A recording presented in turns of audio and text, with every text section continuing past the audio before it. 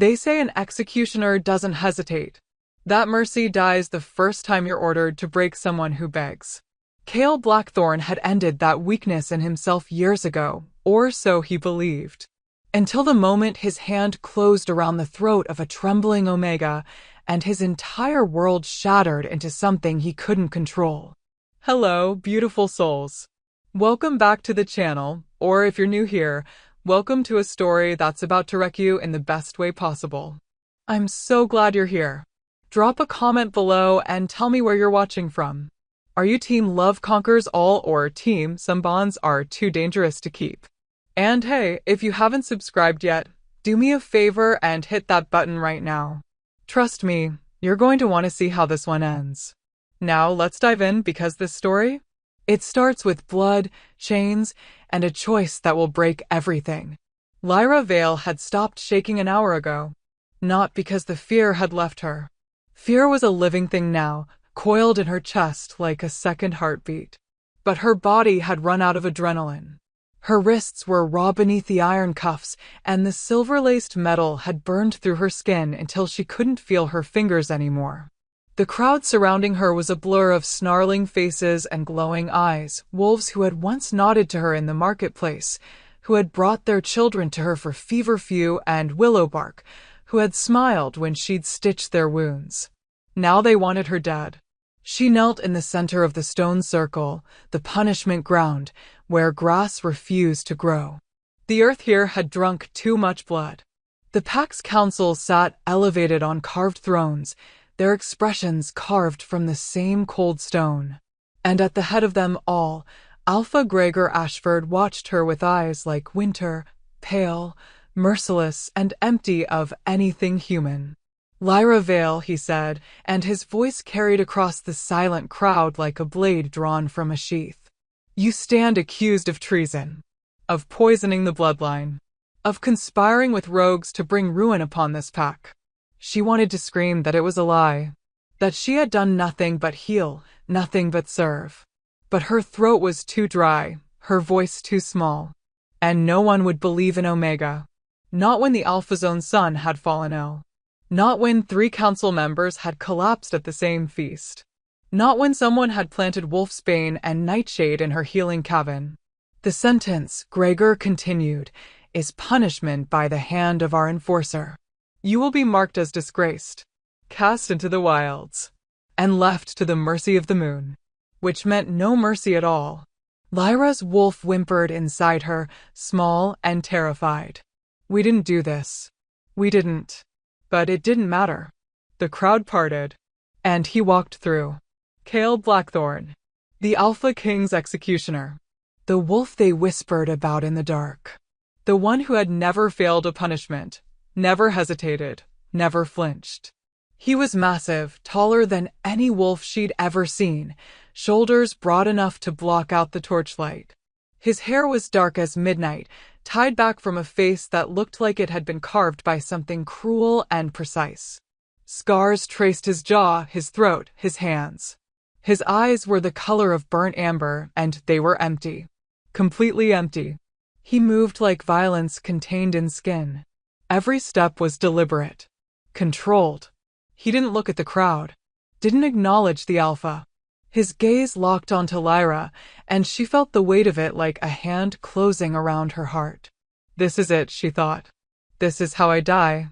Cale stopped 3 feet from her. He was dressed in black leather and steel, weapons strapped to his thighs and back. A silver whip coiled at his belt, the kind that would scar a wolf permanently, that would make sure she never healed right. That she would carry the shame forever. If she survived long enough to carry anything. Stand, he said. His voice was low, rough. It didn't sound like it had been used for kindness in a very long time. Lyra tried. Her legs wouldn't cooperate. The chains were too heavy, the silver poisoning her system, making her weak and dizzy.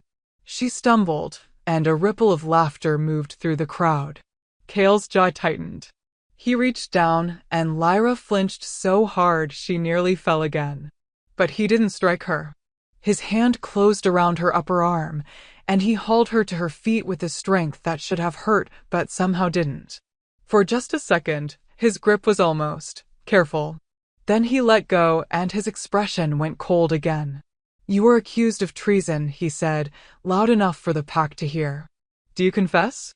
Lyra's breath came in short, jagged gasps. She forced herself to meet his eyes. No. The word came out broken. Barely a whisper. Cale stared at her. Something flickered behind his gaze, too fast for her to catch. Then it was gone. Then you will be marked, he said. And exiled. He reached for the whip. And Lyra closed her eyes. Please, she prayed to the moon, to the goddess, to anything listening. Please let it be fast. Cale's fingers brushed the scarred skin of her shoulder, just a whisper of contact as he positioned her for the first strike. She was shaking again now. He could feel it. Could smell the terror rolling off her in waves, mixing with the bitter tang of silver burn and the faint, floral scent of herbs that clung to her skin. He had done this 100 times. It never bothered him. But his hand wouldn't move. His wolf was snarling. Not at her, at him. Furious. Desperate. It clawed at his mind, and Cale shoved it down with the brutal efficiency he'd perfected over years of discipline. He didn't have a wolf anymore. He had a weapon. And weapons didn't hesitate. He raised the whip. And then he touched her neck. Just to steady her. Just to angle her correctly for the strike. His palm settled against the curve where her shoulder met her throat. And the world exploded. The bond didn't snap into place. It detonated. A shockwave of recognition so violent, so absolute, that Cale's knees nearly buckled. His wolf roared to the surface, ripping through every barrier he'd built, and for the first time in years, Cale Blackthorn felt everything. Mate. Mate. The word ricocheted through his skull like a bullet. His hand was still on her skin, and he could feel her pulse, rapid, terrified, alive, and his wolf was screaming at him to claim her, protect her, kill anyone who dared stand between them. Lyra gasped. She felt it too. Her head snapped up, and her eyes, those wide, forest green eyes, locked onto his. Confusion. Shock. And then the worst thing he'd ever seen. Fear. She thought this was part of the punishment. She thought he was going to hurt her worse. Cale's hand tightened on her shoulder, not to harm, but to ground himself, because his entire body was shaking now and the crowd was watching and the alpha was waiting and this couldn't be happening, this couldn't be real. But it was. The mate bond burned between them like a living wire. And Cale Blackthorn, the wolf who had sworn never to mate, never to weaken himself with love, stood in front of 300 wolves holding the one thing he'd tried his entire life to avoid. The whip fell from his hand. He pulled her closer. And in a voice loud enough for the entire pack to hear, rough and ruined and absolutely certain, he said, "She's mine." The crowd erupted. What do you think happens next? Drop your wildest predictions below, and if you're already hooked, smash that subscribe button because this story is about to get so much more intense. You're not ready. The silence that followed Cale's declaration lasted exactly 3 seconds. Then chaos. The crowd exploded into snarls and shouts, wolves pressing forward against the circle's boundary, their eyes flashing gold and silver in the torchlight. The council members rose from their thrones, faces twisted in shock and fury. And Alpha Gregor didn't move at all. He simply stared at Cale with an expression that promised death. But Cale didn't care. His entire world had narrowed to the woman trembling in his grip. Lyra was staring up at him with those wide green eyes, and he could see the exact moment her brain caught up to what had just happened. The confusion bled into disbelief. Then horror. "No," she whispered. "No, you can't. This isn't." "Quiet." His voice came out rougher than he intended, and she flinched. He felt that flinch like a knife between his ribs. His wolf snarled at him, furious that he'd frightened her, desperate to comfort her. Cale had spent years learning to ignore his wolf's instincts. He was discovering that the mate bond made that impossible. He could feel her terror, could taste it on the back of his tongue. And underneath that, pain. So much pain. The silver in her chains was burning through her system, poisoning her slowly, and his wolf was howling at him to remove them. Free her. Make it stop. Kale's hands moved before his brain caught up. He grabbed the chains and pulled, using the brute strength that had made him useful to the alpha. The iron link snapped. The cuffs fell away. Lyra gasped as the silver stopped burning her, and the sound went straight through him. Kale Blackthorn. Alpha Gregor's voice cut through the noise like a blade. The crowd fell silent instantly. Explain yourself. Kale turned to face the alpha, keeping Lyra behind him. His body had shifted into a defensive stance without conscious thought, shielding her from the pack's line of sight. From their judgment. From their teeth. She's my mate, he said flatly. I claim her under pack law. She is a traitor. Gregor descended the steps slowly, deliberately. He was smaller than Kale, but older, more controlled, and the power of an alpha rolled off him in waves. Accused of poisoning my bloodline. You would claim a wolf who tried to murder my son. I would claim my mate. Kale's voice didn't rise, but every wolf in the circle felt the weight of it. Pack law is clear. A mate bond supersedes all other claims. Pack law also states that an enforcer who fails his duty forfeits his position. Gregor stopped 10 feet away, his pale eyes narrowed. You were ordered to punish her. To mark her as disgraced. Instead, you've made a spectacle of yourself and endangered this pack's justice. The bond doesn't lie. Kale's jaw tightened. If she's my mate, the moon chose her. Are you questioning the goddess? It was a calculated risk. Invoking the moon's authority was the only card he had left, and they both knew it. Gregor's expression darkened, but he couldn't outright deny the mate bond without looking like he was defying the goddess herself. The alpha's eyes shifted to Lyra, still half hidden behind Kale's broad frame. Then let her speak. Let your mate defend herself against the charges. Kale felt Lyra stiffen. Her hand, small, scarred from years of working with herbs and fire, gripped the back of his leather vest like she was drowning, and he was the only solid thing left. I didn't do it, she said, and her voice was stronger than Kale expected. Still shaking, but audible. I'm a healer. I've never hurt anyone. I don't even know how to make the poison they're accusing me of. And yet we found nightshade and wolfsbane in your cabin, one of the council members called out. A woman with silver-streaked hair and a face like carved granite. Hidden among your supplies. I use wolfsbane for tinctures. Lyra's voice cracked. In controlled doses, it treats fever. And nightshade, I've never even touched nightshade. Someone put that there. Someone framed me. Convenient, another council member sneered. The accused claims innocence. How original. The crowd rumbled agreement. Kale could smell their bloodlust, their eagerness for violence. They wanted a villain. They wanted someone to blame for the alpha's son falling ill, for the instability that had rocked the pack. And Lyra, small, powerless Omega, was an easy target. Too easy. Kale's analytical mind, the one that had kept him alive through dozens of conflicts, began to turn. The evidence against her was almost too perfect. Poison found in her cabin. No witnesses. No proof except the word of wolves who had never trusted Omegas anyway. And the timing.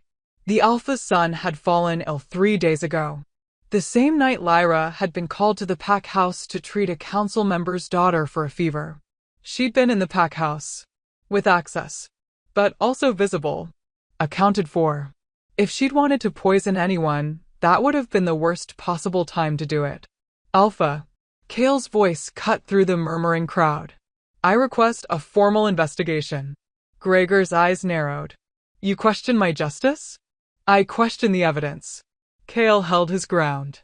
If she's my mate, I have the right to demand proof before punishment. That's pack law too. The silence stretched like a wire pulled too tight. Finally, Gregor smiled. It was not a pleasant expression. Very well, he said softly. You want an investigation? You'll have one. But until the matter is resolved, she remains in custody. Your custody, Blackthorn. You've claimed her. She's your responsibility now. If she runs, you forfeit your life. If she harms another pack member, you both die. And if the investigation proves her guilt, he paused, letting the threat hang in the air. You'll be the one to execute her. Personally. Kale's blood turned to ice. But he didn't hesitate. Agreed. Behind him, Lyra made a small, broken sound.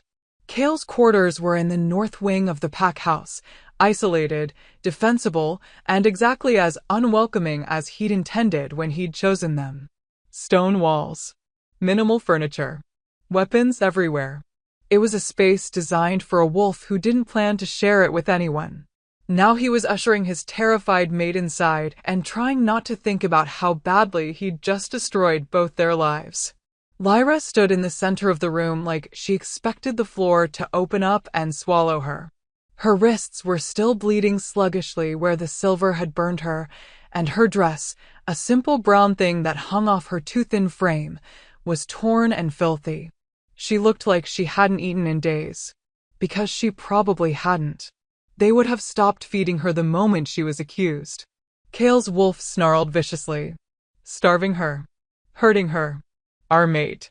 He shoved the wolf down and moved to the corner where he kept his field supplies. Medical kit. Clean water.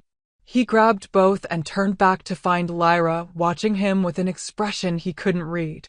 Sit, he said, nodding to the chair near the cold fireplace. She didn't move. I'm not going to hurt you. The words came out stiff. Awkward. Kale had never been good at comfort.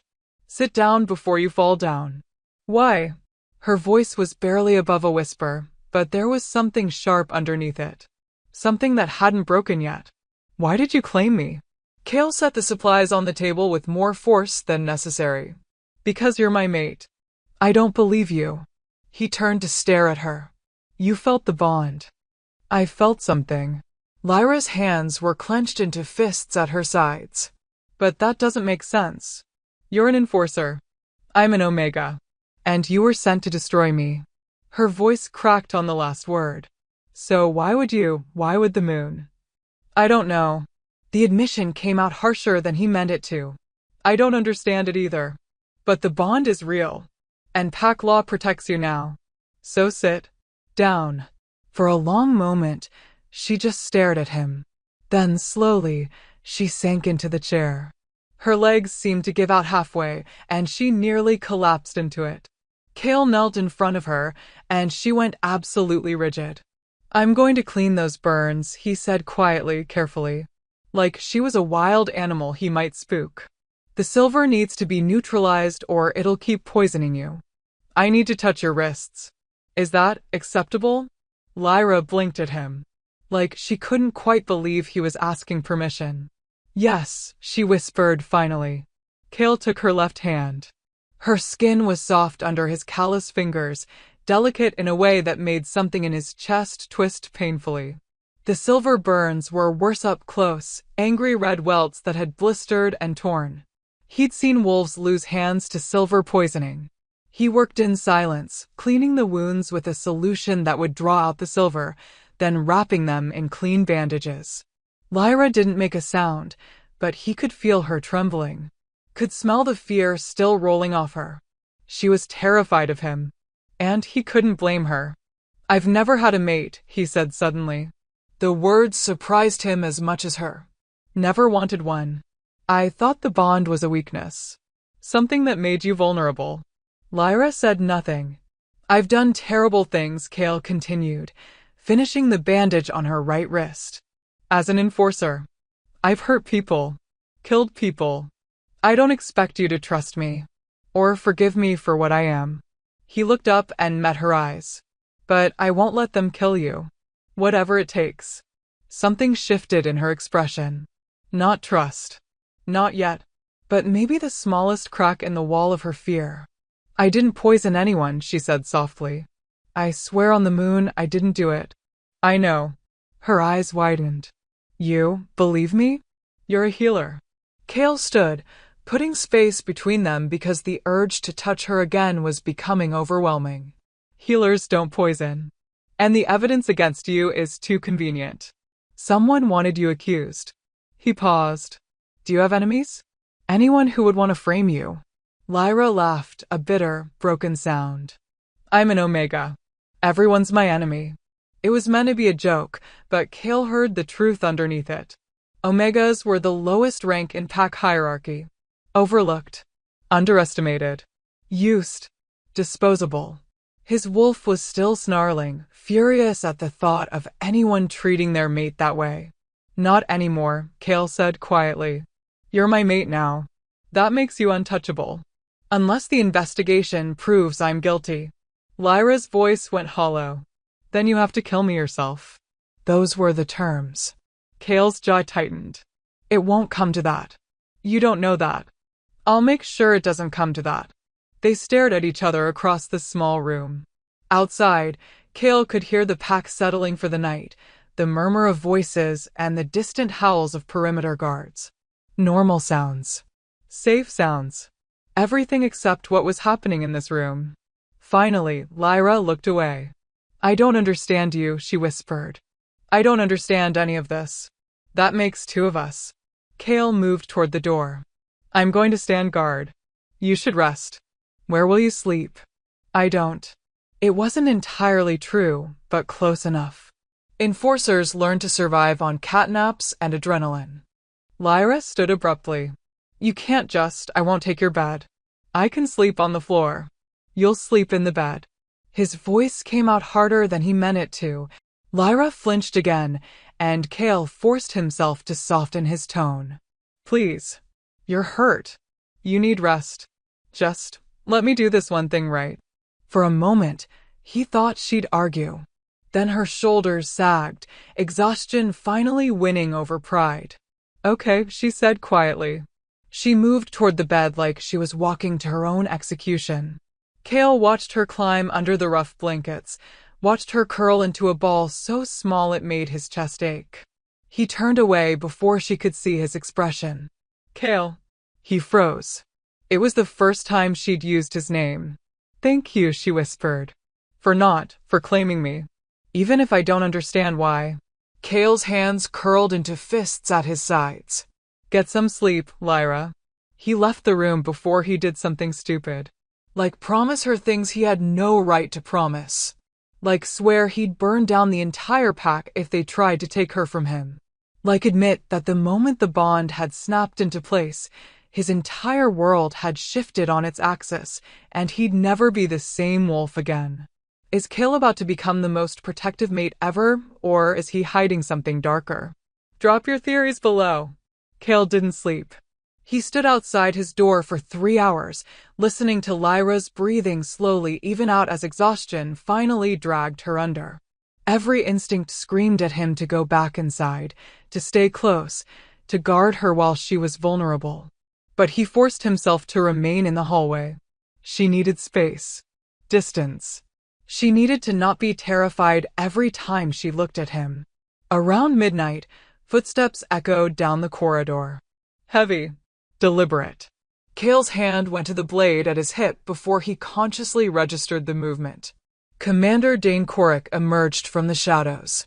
He was Kale's only friend, if you could call their relationship friendship. They'd trained together, fought together, bled together. Dane understood what it meant to be the Alpha's weapon. You've lost your mind, Dane said without preamble. His voice was low, careful not to carry. The entire pack is talking about nothing else. Kale Blackthorn, the wolf who's never shown mercy, claiming a traitor as his mate in the middle of her own punishment.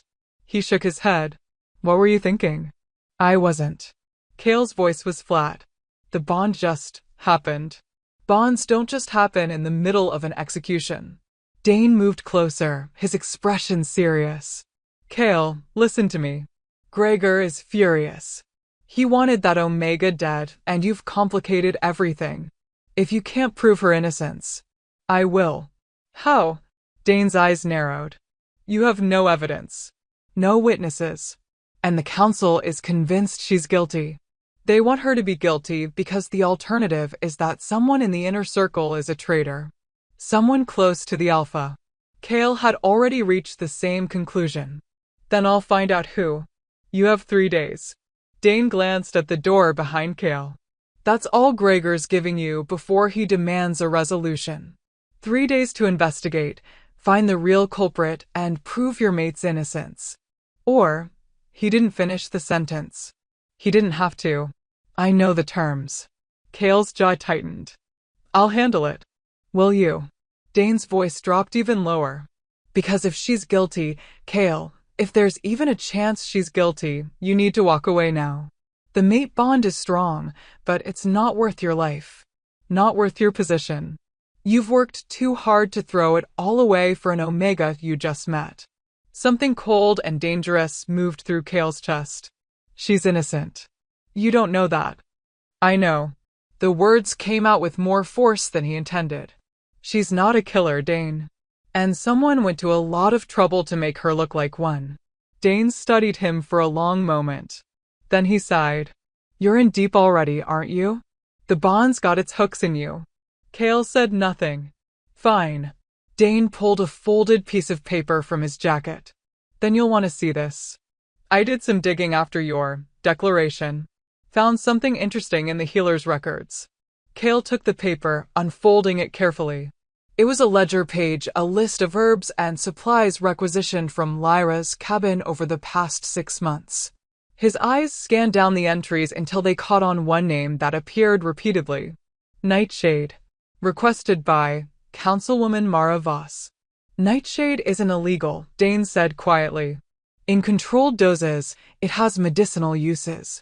But Mara's been requisitioning it every 2 weeks for the past 4 months. That's excessive. Cale's mind turned over the information. Councilwoman Mara Voss. Silver-haired. Sharp-tongued.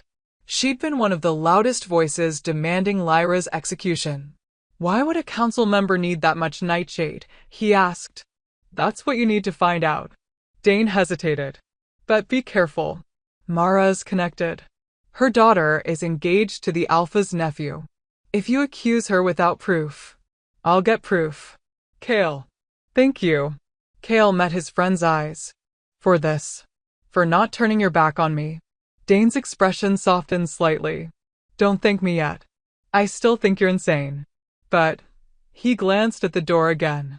If she really is innocent, if someone did frame her, then she deserves better than what this pack was going to give her. Just, don't lose yourself in this. The bond can make you do stupid things. Too late, Cale said quietly. Dane left without another word. Cale stood alone in the hallway, staring at the ledger page. A lead. Finally. It wasn't much, but it was something. He'd start with Mara, trace the nightshade, find out who had access to Lyra's cabin. He'd find the real traitor. He had to. Behind him, he heard movement from inside his quarters. Soft footsteps. Then Lyra's voice, muffled through the door. Cale. She sounded scared. He was inside before conscious thought caught up to instinct. Lyra stood in the center of the room, wrapped in one of his blankets, her face pale in the moonlight streaming through the window. She looked small, fragile, and completely terrified. What's wrong? Cale scanned the room for threats, finding none. Are you hurt? I heard voices. Her voice was barely above a whisper. I thought someone was coming for me. The fear in her eyes made his chest tighten painfully. No one's coming for you. I won't let them. You can't promise that. Lyra's hands twisted in the blanket. You heard what the Alpha said. 3 days. And then I'll have found the real traitor. Cale moved closer slowly, carefully. I have a lead. Someone who's been requisitioning large amounts of nightshade. I'm going to follow it. Who? He hesitated. Councilwoman Mara Voss. Lyra's eyes widened. Mara? But she was one of the ones who accused me. She wouldn't. She stopped, something shifting in her expression. Wait. Her daughter. Alara. What about her? She's been sick. Lyra's words came faster now, like pieces of a puzzle suddenly clicking together. For months. Nothing serious. Headaches, fatigue, nausea. Mara brought her to me several times. I gave her willow bark and chamomile, but nothing seemed to help. Cale's mind raced. What are the symptoms of long-term nightshade exposure? Headaches. fatigue, nausea. Lyra's voice dropped to a horrified whisper. Oh gods. You think Mara's been poisoning her own daughter? I think someone's been using nightshade from your supplies to make it look like you're the source. Kale pulled out the ledger page. Look at the dates. The requisitions line up with when the Alpha's son fell ill, and with when the council members collapsed. Lyra took the paper with shaking hands. Her eyes scanned the entries, and Kale watched her expression shift from confusion to understanding to fury. Someone took my supplies, she said quietly. Used my herbs. Made it look like I was the one poisoning people. Her hands clenched into fists, crumpling the paper. They used my work, everything I've built, every person I've helped, and turned it into a weapon against me. The rage in her voice surprised him. This wasn't the broken, terrified Omega from the punishment circle. This was someone who'd been wronged, and who was finally realizing the depth of that wrong. This was the woman his wolf had recognized as mate. I'm going to find out who, Kale said. And I'm going to make them pay. How? Lyra looked up at him, and there was something fierce in her eyes now. Something that hadn't been there before. Mara's on the council. She has power. Connections. Even if you prove she's been requisitioning Nightshade, that doesn't prove she's the one who framed me. It doesn't prove anything except that she had access. She was right. And Kale hated that she was right. Then we need more, he said. We need to find out who had access to your cabin. Who planted the poison. Who? A knock at the door made them both freeze. Kale's hand went to his blade. Stay behind me. He moved to the door, every sense on high alert. Lyra pressed herself against the wall, the blanket still wrapped around her shoulders. Kale pulled the door open a crack. A young wolf stood in the hallway, barely more than a boy, maybe 17. He wore the livery of a pack runner, and his eyes were wide with nervousness. Message for Enforcer Blackthorn, he said quickly. From the Alpha. You're summoned to the pack house. Immediately. Why? The Alpha's son. Elias. The boy's voice dropped. He's taken a turn for the worse.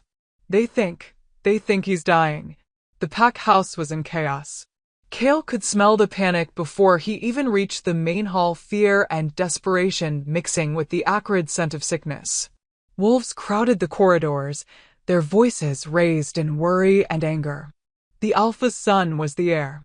If he died, the pack would fracture. Kale pushed through the crowd, Lyra a silent shadow at his back. He told her to stay in his quarters, but she'd refused. If Elias is dying from poison, she'd said, I might be able to help. I'm a healer. Let me heal. He hadn't been able to argue with that. They reached the Alpha's private chambers. 2 guards flanked the door and both tensed when they saw Lyra. The traitor isn't allowed, one started. She's with me, Kale cut him off. And she's a healer. If there's any chance she can help Elias, the Alpha will want her inside. The guards exchanged uncertain looks. Finally, one opened the door. The room beyond was thick with the smell of sweat and sickness. Elias Ashford lay in the center of a massive bed, his skin pale as death, his breathing shallow and ragged. Alpha Gregor stood beside him, his hand on his son's forehead, and for the first time since Kale had known him, the Alpha looked human. Afraid. Blackthorn. Gregor's voice was hoarse. Why did you bring her? She's a healer. Kale kept his tone neutral. If anyone can help your son, it's her. She's the one who poisoned him. Then you have nothing to lose by letting her try. Kale met the Alpha's eyes. If she makes him worse, I'll execute her myself. Right here. Right now. But if she can save him. Gregor stared at Lyra with an expression somewhere between hatred and desperate hope. Finally, he stepped back. Fine, he ground out. But if he dies, so does she. Lyra moved forward without hesitation. She approached the bed like she'd done this 1,000 times, her fear locked away behind a mask of professional calm. Kale watched her place her hand on Elias's forehead, watched her eyes close as she assessed him. He's burning up, she murmured. Fever, rapid heartbeat, pupils dilated. She lifted his hand, examining his fingernails. bluish tint. Difficulty breathing. She turned to Gregor. How long has he been like this? 2 hours. The alpha's voice was strained. He collapsed during dinner. Started convulsing. We've tried everything. This isn't Nightshade, Lyra interrupted. Her voice was sharp. Certain. Nightshade poisoning looks different. This is belladonna. Mixed with something else. Something to accelerate the absorption. What does that mean? Gregor demanded. It means whoever poisoned him did it tonight. Lyra's eyes snapped up to meet Kale's. At dinner. Recently. This is a fresh dose, a massive one. He's been building up a tolerance to smaller amounts over time, but this, she looked back at Elias. This was meant to kill him. The room went deathly silent. Can you save him? Gregor's voice was barely controlled. Maybe. Lyra was already moving, pulling supplies from the healer's kit on the nearby table. I need activated charcoal. Milk thistle. And atropine. Do you have atropine? I don't know. Find it. Lyra snapped, and Kale felt a surge of pride at the command in her voice. This was her element. Her expertise. Now, we have maybe 20 minutes before the poison stops his heart. The room exploded into motion. Gregor shouted orders. Wolves scattered to find the supplies. And Lyra worked with steady, practiced hands, preparing what she had, measuring dosages with precision that spoke of years of training. Kale stayed close, watching her work, watching the way her fear had transformed into focus. She was magnificent. And she was innocent. No one who could work this calmly, this skillfully to save a life was capable of taking one through poison. Kale. Lyra's voice was urgent. I need you to hold him down. When I give him the charcoal, he's going to fight. His body will try to reject it. Kale moved to the bed, placing his hands on Elias's shoulders. The young wolf's skin was burning hot, his muscles already starting to seize. A wolf burst back into the room carrying a vial. Atropine. Lyra grabbed it, checked the contents, and measured out a careful dose. This is going to hurt him, she warned Gregor. But it's the only way. Do it, the alpha said. Lyra administered the treatment with steady hands. Elias convulsed violently, his body arching off the bed. Kale held him down with all his strength while Lyra worked, forcing the charcoal mixture down his throat, monitoring his pulse, adjusting dosages with a speed and confidence that was breathtaking. 10 minutes passed. Then 20. Elias's convulsions slowed. His breathing evened out. The blue tint began to fade from his lips. And finally, his eyes fluttered open. Father. His voice was weak, confused. Gregor made a sound somewhere between a sob and a laugh. He gripped his son's hand like he'd never let go. You're alive. You're alive. The room erupted in relieved voices. But Kale was watching Lyra. She'd stepped back from the bed, her hands shaking now that the crisis was over, her face pale. She looked like she might collapse. He moved to her side, steadying her with a hand on her elbow. You did it, he said quietly. He's not out of danger yet. But there was satisfaction in her voice. Pride. He'll need monitoring for the next 24 hours. But he should recover. Lyra Vale. Alpha Gregor's voice made them both turn. The alpha was staring at Lyra with an expression Kale couldn't quite read. You saved my son's life. I'm a healer, Lyra said simply. It's what I do. Even when accused of being the one who poisoned him in the first place? Especially then. Lyra's voice was steady. Because I knew I didn't do it. And I knew whoever did is still out there. Still poisoning people. Your son was given a fresh dose tonight, Alpha. At dinner. Which means the real traitor is someone with access to your table. The implications hung in the air like smoke. Someone close to the Alpha. Someone trusted. Someone who'd framed an innocent Omega to hide their crimes. Gregor's eyes narrowed. Find them, he said to Kale. I'm giving you full authority to investigate. Question anyone. Search anywhere. Find the wolf who did this to my son. I will. Kale's hand tightened on Lyra's elbow, a protective gesture he couldn't quite suppress. And when I do, They'll wish they'd never been born. They were halfway back to Kale's quarters when Lyra suddenly stopped in the middle of the corridor. "Something's wrong," she whispered. Kale's senses went on high alert. "What?" "At dinner. You said Elias was poisoned at dinner." Lyra turned to face him, her expression troubled. "But I recognize the progression. The symptoms. He's been building up a tolerance, which means he's been exposed to small doses over weeks. Maybe months. So the same thing happened with the council members who collapsed." Lyra's voice grew more urgent. "They didn't die. They got sick, but they recovered. Just like Elias will recover. Whoever's doing this," she paused. "They're not trying to kill anyone." Kale frowned. "That doesn't make sense. Why poison people without killing them?" "I don't know." Lyra's brow furrowed. Unless the poisoning isn't the point. Unless it's a distraction. A way to create chaos. To make everyone paranoid and suspicious while the real plan happens somewhere else. A chill ran down Kale's spine. What real plan?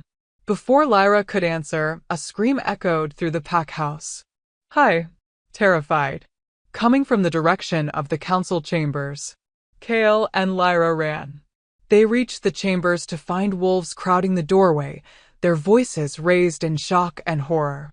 Kale pushed through the crowd, Lyra close behind him. Inside, Councilwoman Mara Voss lay on the floor. Dead. Her eyes were open, staring at nothing.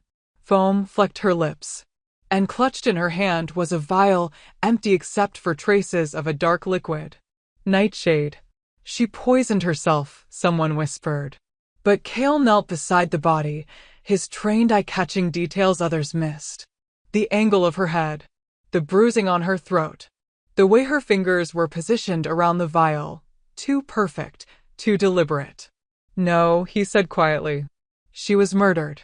And someone wanted it to look like suicide." He looked up and met Lyra's eyes across the body.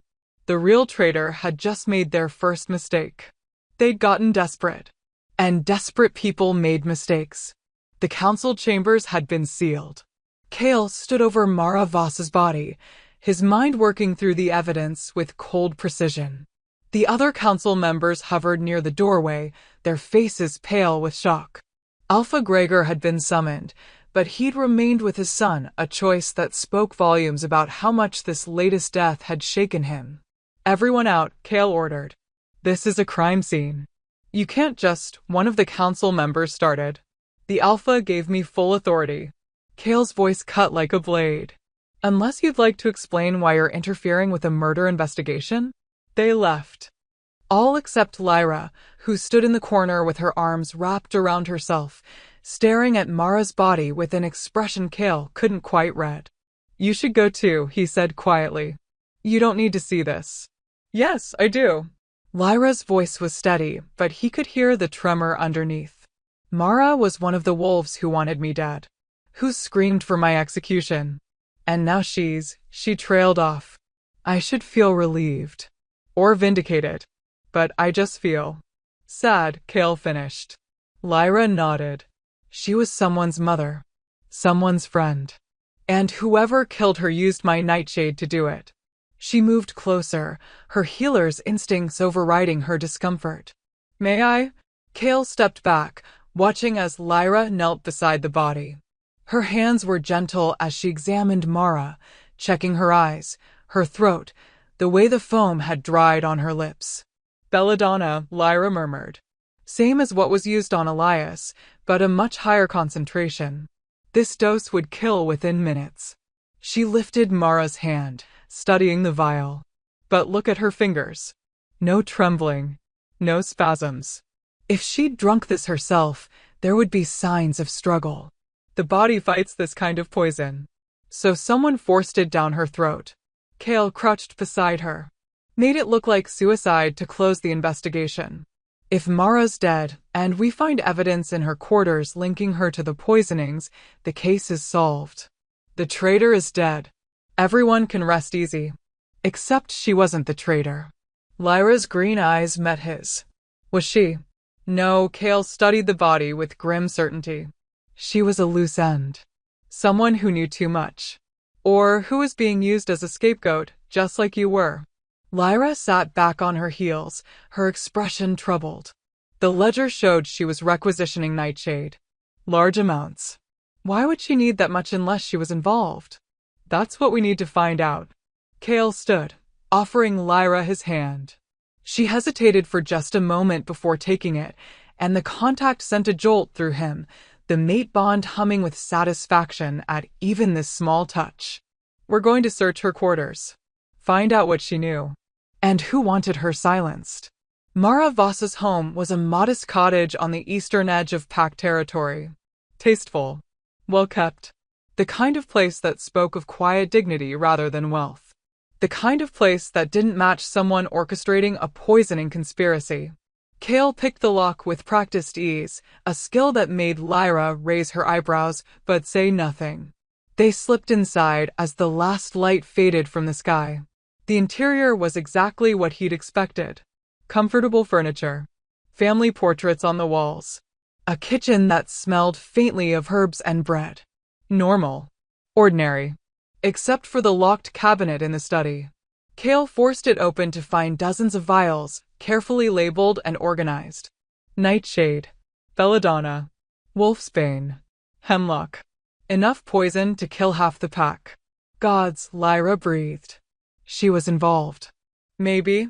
Cale examined the vials more closely. Or maybe someone wanted us to think she was. He pulled out one of the containers, holding it up to the lamplight. Look at the labels. The handwriting. Lyra leaned in. That's not Mara's writing. I've seen her requisition forms. Her handwriting is much neater. More controlled. This is, she frowned. This is almost deliberately messy. Like someone trying to disguise their hand. Cale set the vial down carefully. Someone planted this. Probably the same night they killed her. They're trying to tie up loose ends.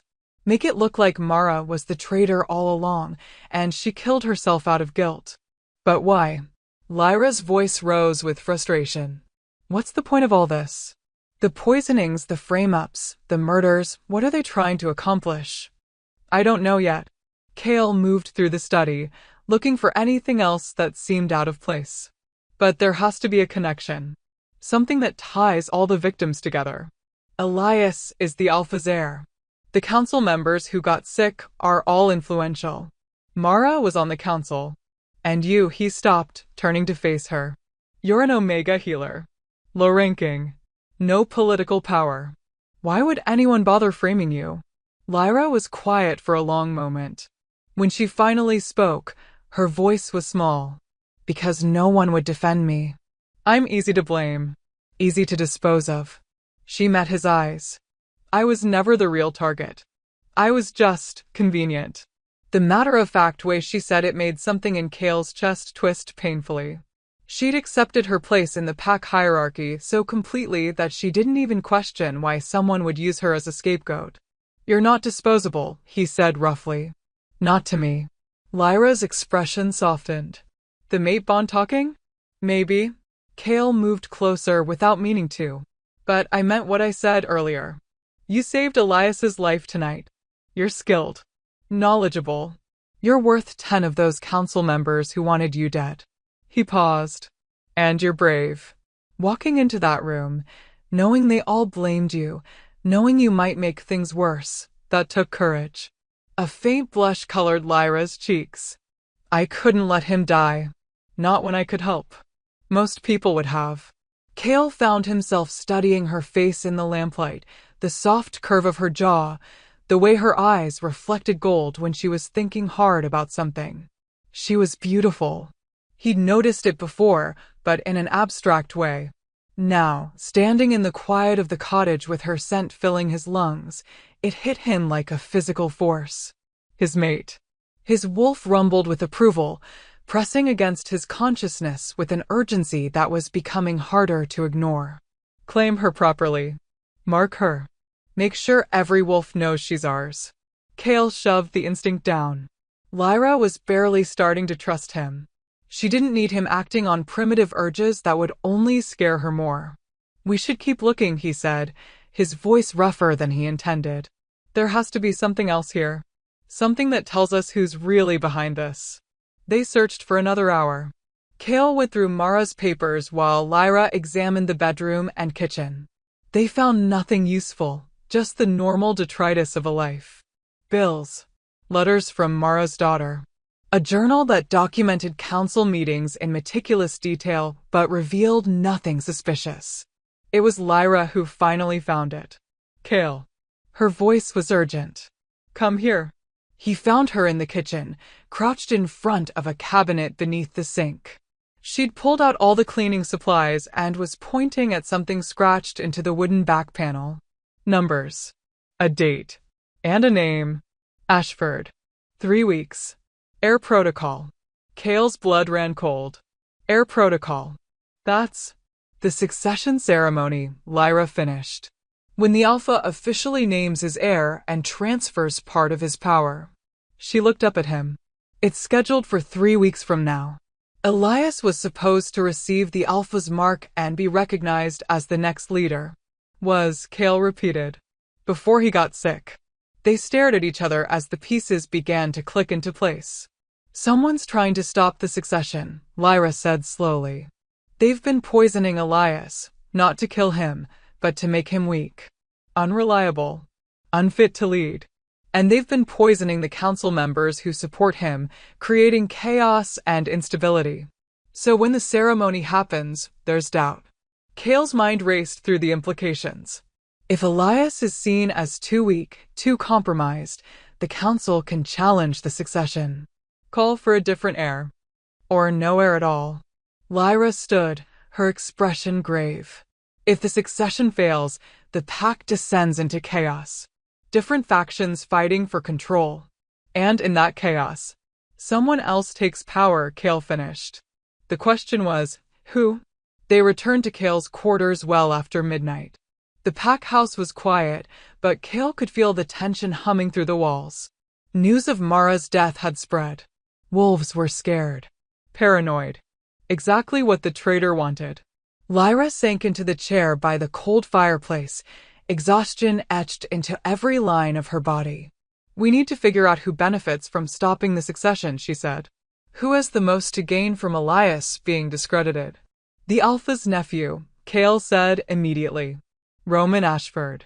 He's next in line if Elias is passed over. But Roman is engaged to Mara's daughter. Lyra frowned.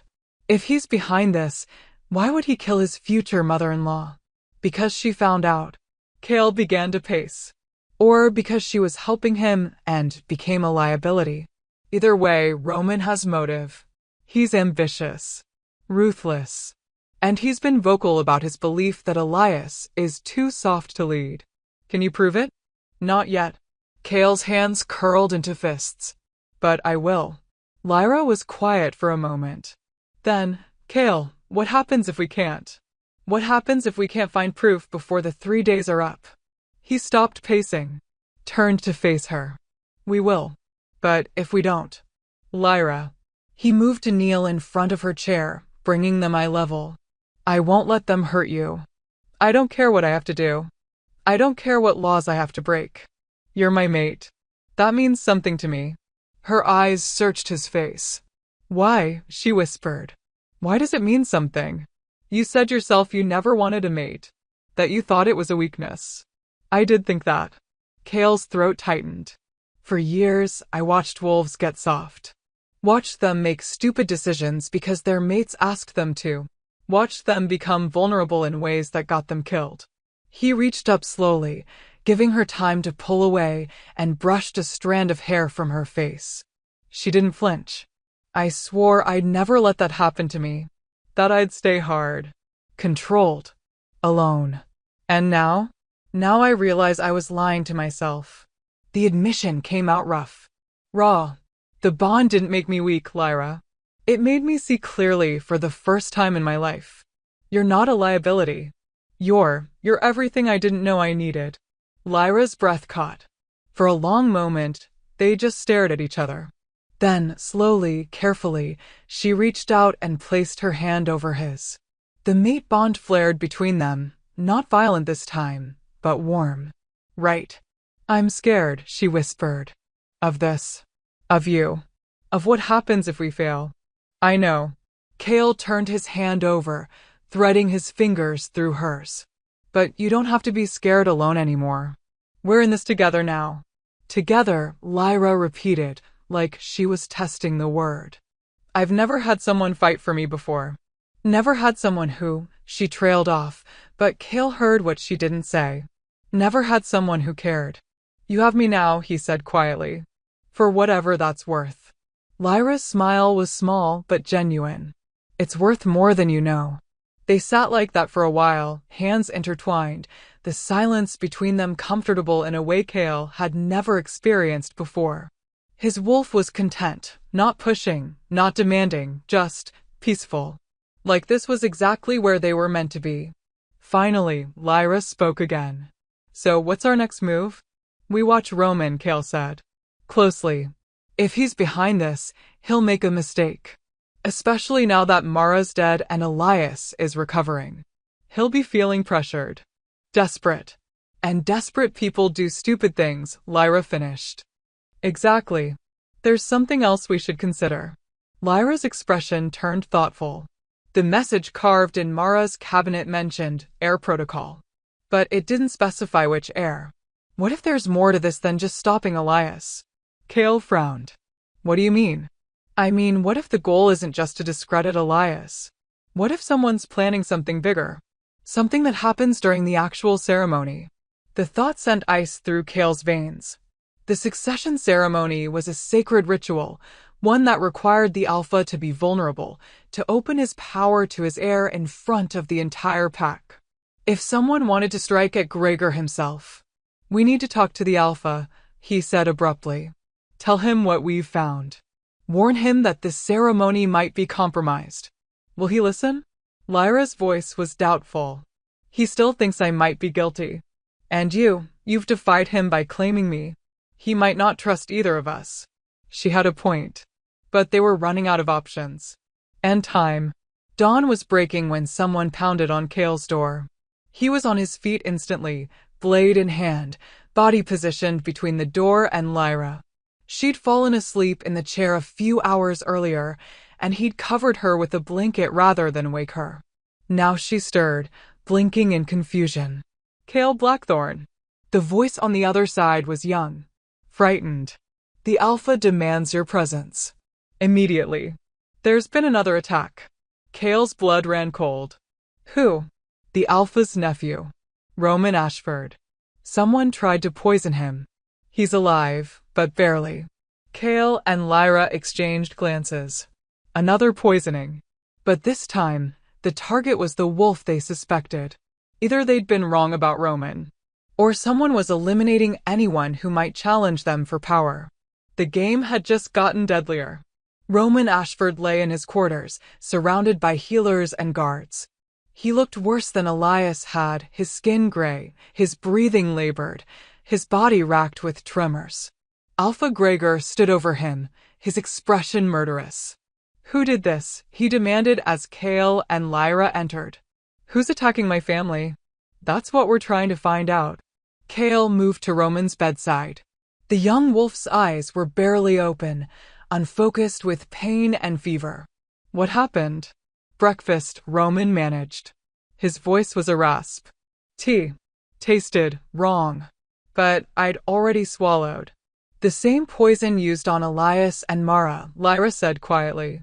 She was examining the teacup on the nearby table, sniffing carefully. Belladonna. A massive dose. Whoever did this wasn't being subtle anymore. They wanted him dead. Can you save him? Gregor's voice was desperate. Maybe. Lyra was already pulling supplies from her bag. But I'll need the same treatment I used on Elias. And I'll need everyone to leave. Now. I can't work with people crowding me. The Alpha hesitated. Then he nodded. Everyone out. Blackthorn, you stay. Guard her. The room emptied until it was just the four of them, Cale, Lyra, the unconscious Roman, and the Alpha who stood in the corner watching with haunted eyes. Lyra worked with the same calm efficiency she'd shown with Elias. Cale assisted where he could, holding Roman down when the convulsions started, following Lyra's instructions without question. 30 minutes passed. Then 40. Slowly, Roman's color began to improve. His breathing steadied. And finally, his eyes opened fully. "Thank you," he whispered to Lyra. "You saved my life." "Rest," Lyra said gently. "You're not out of danger yet." But Roman's hand shot out, grabbing Kale's wrist with surprising strength. "Kale, I need to tell you." "What?" Kale leaned closer. "Mara." Roman's voice was urgent. "The night she died, I saw someone leaving her cottage. I didn't realize." "Who?" Kale's grip tightened. "Roman, who did you see?" Roman's eyes started to close. The drugs Lyra had given him were pulling him under. But he managed one more word. "Alara." Then he was unconscious. Kale turned to stare at Lyra, his mind reeling. Alara. Mara's daughter. Roman's fiancée. The one person no one had suspected. Wait. Alara. The quiet daughter. Drop your reactions below because I did not see that coming. And if your mind is blown, hit that subscribe button. The world tilted. Kale stood frozen in Roman's quarters, his mind racing through every interaction, every conversation, every detail he'd overlooked. Alara Voss. Mara's daughter. The quiet, unremarkable wolf who'd been engaged to Roman for 6 months. Who'd faded into the background at every council meeting, every pack gathering. Who'd been so invisible that no one had thought to suspect her. "It can't be," Gregor said, but his voice lacked conviction. "Alara she's just a girl. Barely 20. She doesn't have the knowledge to." "She's been sick for months," Lyra interrupted, her voice sharp with sudden understanding. "Her mother brought her to me repeatedly. Headaches, nausea, fatigue." She turned to Kale, her eyes wide. "I thought she was being poisoned. But what if she was testing the poison on herself? Building up tolerance. Learning exactly how much to use, how long the symptoms would last, what the progression looked like. Using her own body as a laboratory," Kale said slowly. The pieces were clicking together with horrible clarity. Her mother requisitioned the nightshade for her. Probably thought she was treating Alara's illness, never realizing that her daughter was the one making herself sick. Lyra's voice dropped to a horrified whisper. And when Mara finally figured it out, Alara killed her. Her own mother. The room fell silent except for Roman's labored breathing. "Why?" Gregor's voice was raw. "Why would she do this?" Roman was going to marry her. She would have had position, security, a place in the pack hierarchy. She didn't want a place, Kale said. She wanted power. Real power. He turned to face the Alpha. "Think about it. If Elias is discredited and can't take the succession, who's next in line?" "Roman." "And who would rule beside Roman as his mate?" Understanding dawned in Gregor's eyes. "Alara." "But she couldn't just wait for Roman to inherit naturally," Lyra added. "That could take years. Decades." So she created a crisis. Poisoned Elias to make him seem weak. Poisoned the council members who supported him to create chaos. Framed me to make everyone paranoid and suspicious. Her voice grew harder. And then, when the succession was in doubt, she would have made her move. By poisoning Roman too, Kale finished. Making it look like someone was targeting the entire Ashford bloodline. Creating enough chaos that the council would have to call for new leadership entirely. And in that chaos, who would they turn to? Gregor's expression was thunderous. Someone stable. Someone who'd been quietly competent in the background. Someone who seemed to have everyone's best interests at heart. Alara. Kale's jaw tightened. She would position herself as the voice of reason. The one who could unite the fractured pack. And with Roman poisoned, recovering, dependent on her care. She'd control him completely, Lyra whispered. He'd be Alpha in name only. She'd be the real power. The sheer audacity of it was breathtaking. A lowborn wolf with no rank, no title, orchestrating a conspiracy that would topple the pack's entire leadership structure. Using her perceived weakness, her invisibility, as a weapon. "Where is she?" Kale demanded. Where's Alara right now? Gregor's face went pale. I don't know. After Mara died, she said she needed time alone to grieve. I gave her leave to, he stopped. The succession ceremony. She volunteered to help with the preparations. She's been in the ceremonial chamber for the past 2 days, organizing the ritual components. Alone, Kale was already moving toward the door. Unsupervised? With access to everything needed for the ceremony. She was grieving, Gregor started. She was planning, Kale snarled. Whatever her endgame is, it's happening at the ceremony. We need to get to that chamber. Now. But Lyra grabbed his arm, holding him back. Wait. If we confront her without proof, she'll just deny everything. She's been careful. Methodical. She won't have left evidence lying around. We don't have time for proof, Kale growled. His wolf was howling for action, for violence, for justice. 3 people have been poisoned. 1 is dead. If we wait, then we play into her hands. Lyra's voice was steady, but Kale could see the fear in her eyes. She's been ahead of us this entire time, Kale. She knew we'd eventually figure out Mara was involved. That's why she killed her. She's planned for every contingency. She glanced at Roman's unconscious form. Except this one. She didn't expect Roman to survive. Didn't expect him to see her that night. So we have surprise on our side, Kale said. For once. Then let's use it wisely. Lyra turned to Alpha Gregor. The ceremony is in 3 days. That's when she'll make her final move. Whatever she's planning, it requires the ritual. The vulnerability it creates. So we let her think she's won. We don't change anything. And we set a trap. Gregor stared at her like he was seeing her for the first time. You want to use my son as bait. I want to catch a traitor before she destroys your pack, Lyra said evenly. And yes, that means letting the ceremony proceed as planned. But with precautions. Safeguards. She looked at Kale. Can you protect Elias during the ritual? With my life, Kale said without hesitation. Then we have a chance. Lyra's expression was fierce. But we need to be smart. Careful. If Alara suspects we know, she'll run. Or worse, she'll accelerate whatever she's planning. So we act normal, Kale said slowly. We pretend we're still investigating. Still chasing dead ends. And we watch her, Lyra finished. Every move. Every breath. Until she reveals her hand. Gregor was quiet for a long moment.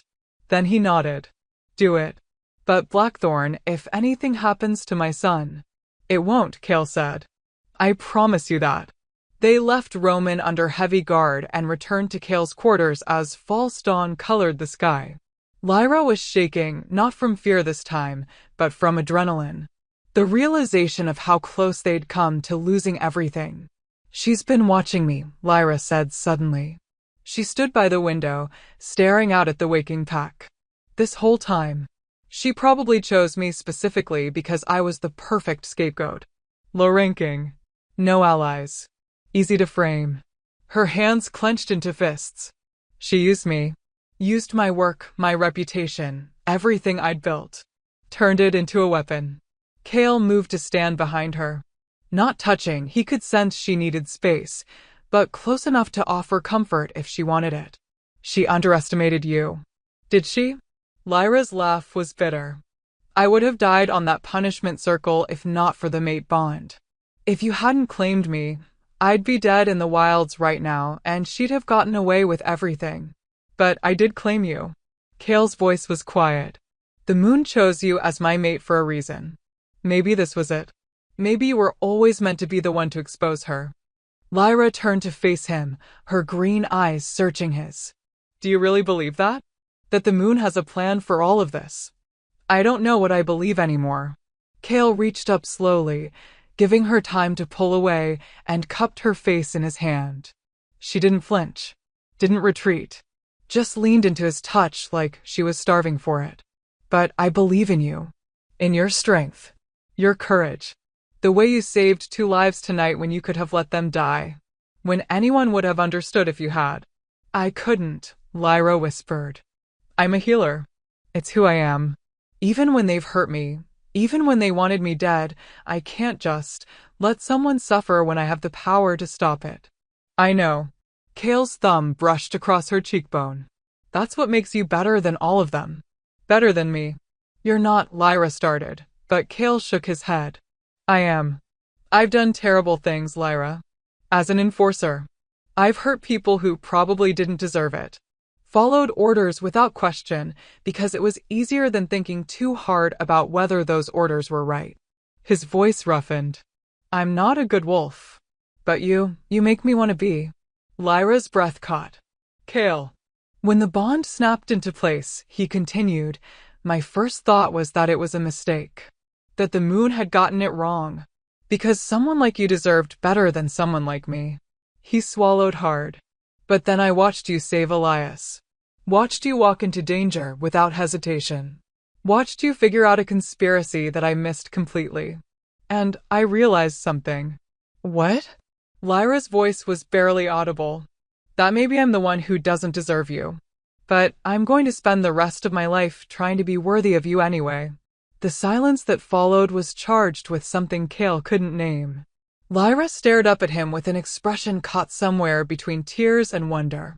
Then, slowly, deliberately, she rose onto her toes and pressed her lips to his. The kiss was gentle, tentative. Nothing like the violent claiming of the mate bond. This was a choice, her choice, to accept him, to trust him, to want him. Kale's arms came around her carefully, holding her like she was something precious. Breakable. His wolf was howling with triumph, but Kale kept iron control over his instincts. This had to be her pace, her decision. When she finally pulled back, her cheeks were flushed and her eyes were bright. I don't think you're a bad wolf, she said quietly. I think you're a wolf who's been forced to do bad things. There's a difference. Her hand came up to rest over his heart. And I see who you really are. Under all the scars and the hardness. I see you, Kale. Something in Kale's chest cracked open. He pulled her closer, burying his face in her hair, breathing in her scent. We're going to stop her, he said roughly. Alara. We're going to protect your pack and make sure she never hurts anyone again. Our pack, Lyra corrected softly. It's our pack now. We're in this together, remember. Together, Kale repeated. They stood like that for a long moment, wrapped in each other's arms as the sun rose over the packlands. For the first time since the bond had snapped into place, Kale felt settled. Like something that had been broken inside him had finally started to heal. His mate. His partner. His equal. Whatever came next, they'd face it side by side. The next 2 days passed in a blur of careful preparation. Kale coordinated with Dane and the other enforcers, positioning them strategically around the ceremonial chamber. Lyra worked with the pack healers, preparing antidotes and treatments for every poison Alara might use. And Alpha Gregor played his part perfectly, acting like nothing was wrong, like the ceremony would proceed exactly as planned. Alara remained invisible. Helpful. She organized the ritual components with quiet efficiency, accepting condolences for her mother's death with appropriate grief, checking on Roman's recovery with tender concern. She was perfect. Too perfect. Kale watched her from the shadows, memorizing every movement, every expression, looking for the crack in her mask. But Alara never slipped. She was exactly what she appeared to be, a grieving daughter, a devoted fiancée, a loyal pack member, which made her infinitely more dangerous. She knows, Lyra said on the second night. They were back in Kale's quarters, going over the plan for the 100th time. She has to know we suspect her. She's too smart not to notice the extra guards, the way people are watching her. If she knows, she's not showing it, Kale said. But unease coiled in his gut. Lyra was right. Alara was too calm, too composed. Like she'd planned for this too. What if we're wrong? Lyra's voice was small. What if she's not planning anything at the ceremony? What if we've missed something and she's going to strike somewhere else entirely? Then we adapt. Kale moved to sit beside her. But I don't think we're wrong. Everything points to the ceremony. The timing, the symbolism. Whatever her endgame is, it requires the ritual. The vulnerability it creates, Lyra murmured, repeating her words from 2 days ago. When the Alpha opens his power to his heir, he's defenseless. Exposed. If someone wanted to kill him, they'd never have a better opportunity, Cale finished grimly. They sat in silence, the weight of what was coming pressing down on them. Cale. Lyra's voice was hesitant. If something goes wrong tomorrow, if I don't. His voice was sharp. Don't talk like that. But if I do, she turned to face him, her expression serious. I need you to know that I don't regret this. Any of it. Meeting you. The mate bond. Even everything that's happened. Because for the first time in my life, I feel like I matter. Like I'm not just disposable. Cale's hands framed her face, forcing her to meet his eyes. You are not disposable. You have never been disposable. And nothing is going to happen to you tomorrow. I won't allow it. You can't promise that. Watch me. Cale kissed her, hard and fierce and claiming. You're mine, Lyra Vale. My mate. My partner. And I protect what's mine. With everything I am. Lyra kissed him back, her arms wrapping around his neck, and for a few precious moments the world narrowed to just the two of them. No conspiracy. No danger. Just the mate bond humming between them, warm and right and perfect. When they finally broke apart, Lyra was smiling. Together, she said. Together, Cale agreed. The day of the succession ceremony dawned clear and cold. The entire pack gathered in the great clearing, hundreds of wolves arranged in concentric circles around the ceremonial chamber. The air hummed with anticipation and tension. Everyone knew something was wrong, the extra guards, the whispered rumors, the way the Alpha's eyes were sharp and watchful. But the ritual would proceed. It had to. Cale stood at Elias's right hand, his senses on high alert. Dane was positioned at the chamber's entrance. Other enforcers lined the perimeter, disguised as honor guards.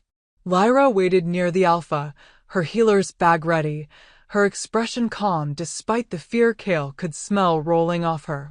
And Alara. Alara knelt in the front row beside Roman, her head bowed, her posture perfect. Waiting. Alpha Gregor began the ritual words, his voice carrying across the clearing. Ancient phrases in the old language, calling on the moon's blessing, calling on the goddess to witness the transfer of power. Elias stepped forward, baring his throat in the traditional gesture of submission and trust. And Gregor raised his hand, claws extended, preparing to mark his son with the Alpha's brand. A scream shattered the ceremony. Not from the chamber. From the pack house. Fire, someone shouted. The Alpha's quarters are on fire. Chaos erupted. Wolves scattered, running toward the smoke that was beginning to pour from the pack house's upper windows. The guards broke formation. The ceremony dissolved into panic. And in the confusion, Cale saw Alara move. Not toward the fire. Not toward safety. Toward Elias. Her hand was in her pocket, pulling out a vial. No! Cale lunged, crossing the distance between them in a heartbeat. His body slammed into Alara's, knocking her away from Elias. The vial flew from her hand, shattering on the stone ground. Alara rolled to her feet with a grace that belied her gentle appearance. Her face was no longer soft, no longer grieving. Her expression was cold, calculating, triumphant. Too late, enforcer, she said softly. It's already done. Cale's blood turned to ice. What have you done? Alara smiled. Look at the Alpha. Cale spun. Gregor was on his knees, his hand pressed to his chest, his face twisted in agony. The ceremonial claws he'd extended, the ones meant to mark Elias, were coated in something dark. Something that was burning through his skin. Poison. On the ritual claws. Alara had poisoned the Alpha with his own ceremonial weapon. And as Gregor collapsed, as the pack erupted into screams of horror, Alara's voice rang out clear and strong. The Alpha has fallen. The bloodline is compromised. By pack law, I invoke the right of challenge. Her eyes glowed gold as her wolf rose to the surface. I claim the throne. Time fractured. Kale watched Alpha Gregor collapse, watched Alara's triumphant smile, watched the pack descend into chaos, and his mind went cold and clear. The same icy clarity that had made him the Alpha's best enforcer. The ability to shut down emotion and act. Lyra. His voice cut through the screaming. The Alpha now. Lyra was already moving, her healer's instincts overriding everything else. She dropped to her knees beside Gregor, her hands going to his chest, assessing the damage. The poison was spreading fast, darker than anything they'd seen before. More concentrated. More lethal. I need atropine, she said urgently. And silver root, it counteracts. You need to step back, Alara's voice rang out. She stood in the center of the ceremonial circle, and power radiated from her in waves. Not alpha power, she didn't have that yet. But the force of absolute conviction. The Alpha has fallen. Pack law is clear. In the absence of a viable heir, any wolf of sufficient strength may challenge for leadership. Elias is right here. Dane snarled, moving to flank the young heir. The succession isn't complete, but he's still the rightful. He's poisoned. Alara's voice was cold. Factual. Weakened. Everyone knows it. He barely survived the last attack. And now his father lies dying from the very ritual meant to pass him power. She turned to address the pack, her voice rising. Is this the leadership you want? A bloodline so compromised, so weak, that they can't even complete their own ceremony without catastrophe. Murmurs rippled through the crowd. Frightened. Uncertain. Alara was good. She'd planned this perfectly. The fire was still burning in the pack house, creating panic and confusion. Gregor was dying. Elias looked young and scared beside his fallen father. And Alara looked strong. Composed. Like the eye of the storm. She poisoned them. Lyra's voice shook with fury. She'd abandoned trying to save Gregor. The poison was too advanced, spreading too fast, and now she stood, her small frame radiating rage. She's the one who made Elias sick. Who killed her own mother? Who's been orchestrating all of this? Prove it. Alara's smile was cold. You're an accused traitor, Omega. Your mate is an enforcer who broke protocol to claim you. Why should anyone believe a word you say? Because Roman saw you, Kale said. His hand was on his blade, his body coiled and ready. The night you killed Mara. He saw you leaving her cottage. Did he? Alara's expression didn't change. Roman was delirious when he said that. Poisoned. Hallucinating. He's already recanted, actually. Said he was confused. That the fever made him see things that weren't there. Kale's stomach dropped. She'd gotten to Roman. Convinced him or threatened him or made him doubt what he'd seen. Another contingency planned for. The ceremonial clause, Lyra said desperately. Test them. The poison will still be there. The clause that the Alpha himself prepared? Alara raised an eyebrow. The ones that only he had access to? That only he handled before the ceremony. She let that sink in. If there's poison on them, it's because Gregor put it there himself. Perhaps the strain of leadership finally broke him. Perhaps he couldn't bear the thought of passing his failing power to a weak heir. That's insane, Dane growled. Is it? Alara's voice was reasonable. Persuasive. Look at the evidence. A bloodline falling apart. A son who can barely stand without help. A father desperate enough to poison himself rather than watch his legacy crumble. She spread her hands. I'm not saying that's what happened. I'm saying we don't know what happened. And in that uncertainty, the pack needs strength. Stability. Leadership that isn't compromised. She was turning it around. Making herself the voice of reason. Making Gregor look unstable. Making Elias look weak. And the pack was listening. Kale could see it in their faces. The doubt. The fear. They'd been through weeks of chaos and poisoning and death. They wanted someone to blame. Someone to follow. Alara was offering them both. I invoke the right of challenge, Alara repeated. Any who wish to deny my claim may face me in the circle. Single combat. The winner takes the Alpha's throne. The silence that followed was deafening. Elias stepped forward. I'll fight you. No, Gregor's voice was a rasp. He was still alive barely. Lyra had managed to slow the poison, but his skin was gray, his breathing labored. Elias, you're not strong enough. She'll kill you. I'm the heir, Elias said quietly. It's my right. And you'll die exercising it. Gregor's eyes found Cale. Blackthorn. As my enforcer. I name you my champion. You'll fight in Elias's place. The pack erupted into chaos again. Wolves shouting, arguing, some supporting the decision, others claiming it violated tradition. But Alara just smiled. Perfect, she said softly. The enforcer who broke protocol to claim a traitor. The wolf who's already compromised his loyalty. She met Cale's eyes across the circle. This will be easier than I thought. Cale stepped into the circle. His wolf was snarling, ready for blood. But his human mind stayed cold. Calculating. Alara was fast. He'd seen her move when she'd tried to poison Elias. And she was smart, too smart to challenge for the throne if she wasn't confident she could win the fight. She had a plan. She always had a plan. Cale, don't. Lyra's hand caught his arm. Her eyes were wide with fear. She's going to cheat. She's going to do something. I know. Cale pulled her close, pressing his forehead to hers. The mate bond hummed between them, and for just a moment, he let himself feel it. The connection. The rightness. But I don't have a choice. If I don't fight, she wins by default. Then I'm staying here. Lyra's voice was fierce. Right at the edge of the circle. Watching. If she tries anything. You call it out. Cale kissed her, hard and fast.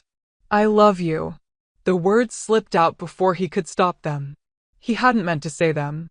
Not now. Not like this. But Lyra's eyes filled with tears. I love you too, she whispered. So you'd better not die, Cale Blackthorn. Because I just found you, and I'm not letting you go. Cale forced himself to step away. To turn back to the circle. To face the wolf who'd orchestrated all of this.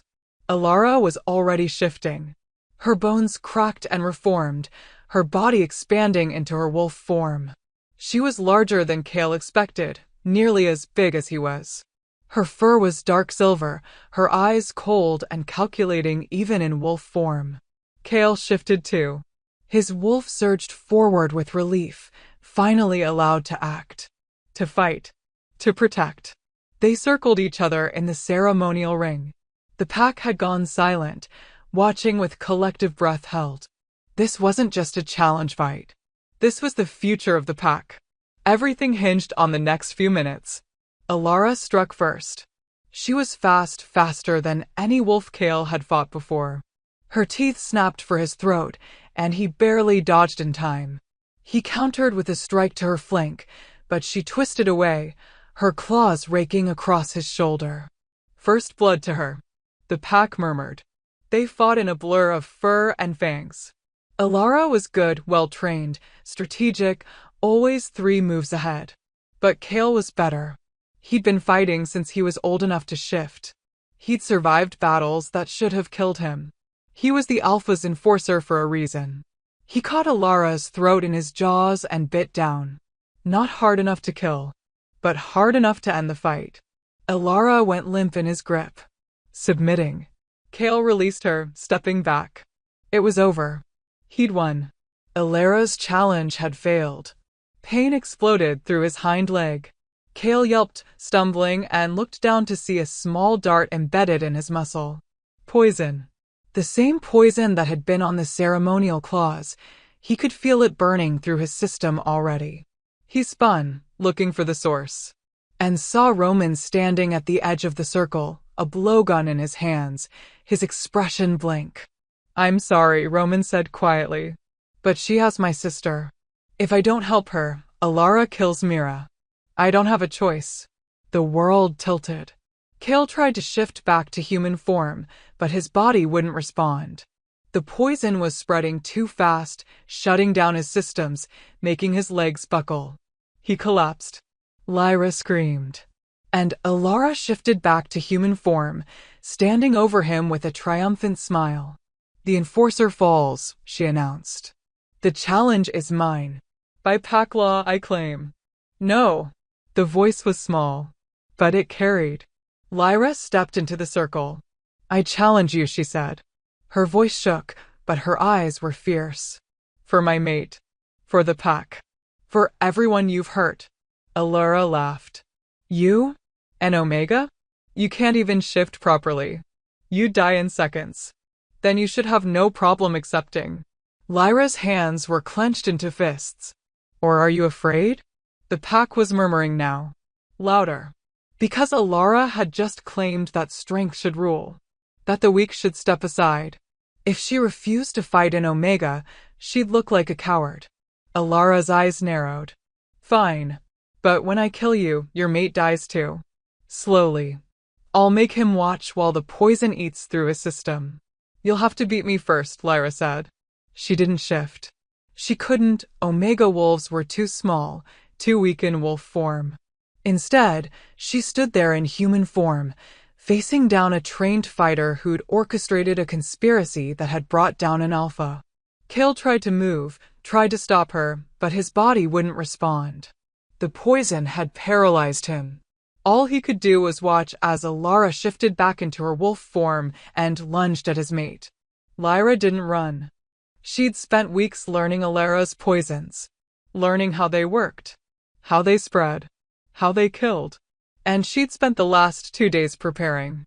As Alara's jaws closed around her throat, Lyra jammed a syringe into the wolf's neck. Pure nightshade extract. The highest concentration possible. Enough to drop a full-grown alpha in seconds. Alara's eyes went wide. She stumbled back, releasing Lyra, her body already starting to convulse. Lyra collapsed, blood streaming from the wounds on her throat. But she was smiling. "I'm a healer," she gasped. "But I know poisons too." Alara shifted back to human form, clutching her neck, foam flecking her lips. You can't." "I just did." Lyra's voice was fading. "For everyone you hurt. For everyone you tried to destroy." Alara fell. And didn't get back up. The pack stood in stunned silence. Then Dane's voice rang out, "Get healers." "No." "The Enforcer and the Omega, they're both poisoned." The world dissolved into chaos. Kale felt hands on him, felt his body being moved. He tried to speak, tried to find Lyra, but his vision was going dark. The last thing he saw was Lyra's face, pale and blood-stained, her eyes finding his across the distance. "I love you," he tried to say. But the darkness swallowed him before the words could form. Kale woke to pain. Not the sharp, immediate agony of injury. He'd experienced that enough to recognize it. This was different. A deep, bone-level ache that radiated through every nerve, like his body was remembering trauma it had survived. He tried to move and immediately regretted it. His muscles screamed in protest. "Don't." A familiar voice. Dane's. "You're still healing. The poison nearly killed you, you stubborn bastard." Kale forced his eyes open. He was in the pack's healing ward, surrounded by the smell of herbs and antiseptic. Dane sat in a chair beside his bed, looking exhausted. Dark circles shadowed his eyes, and his jaw was rough with several days' growth of beard. "How long?" Kale's voice came out as a rasp. 3 days.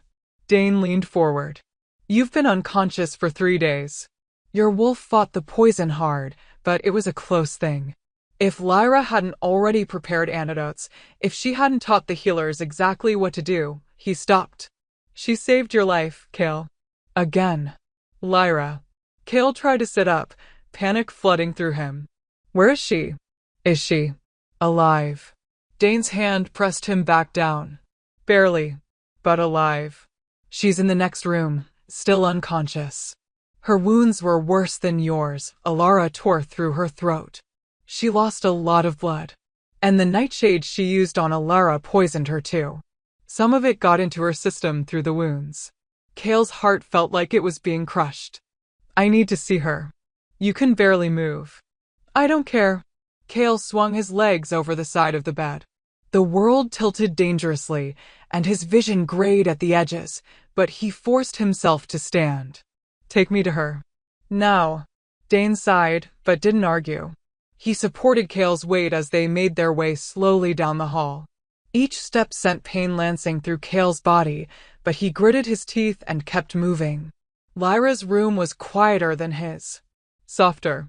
Someone had brought flowers, wildflowers from the forest, arranged in rough clay pots. The entire pack's gratitude, Kale realized, for the Omega who'd saved them all. She lay in the bed, so small and pale she looked like a ghost.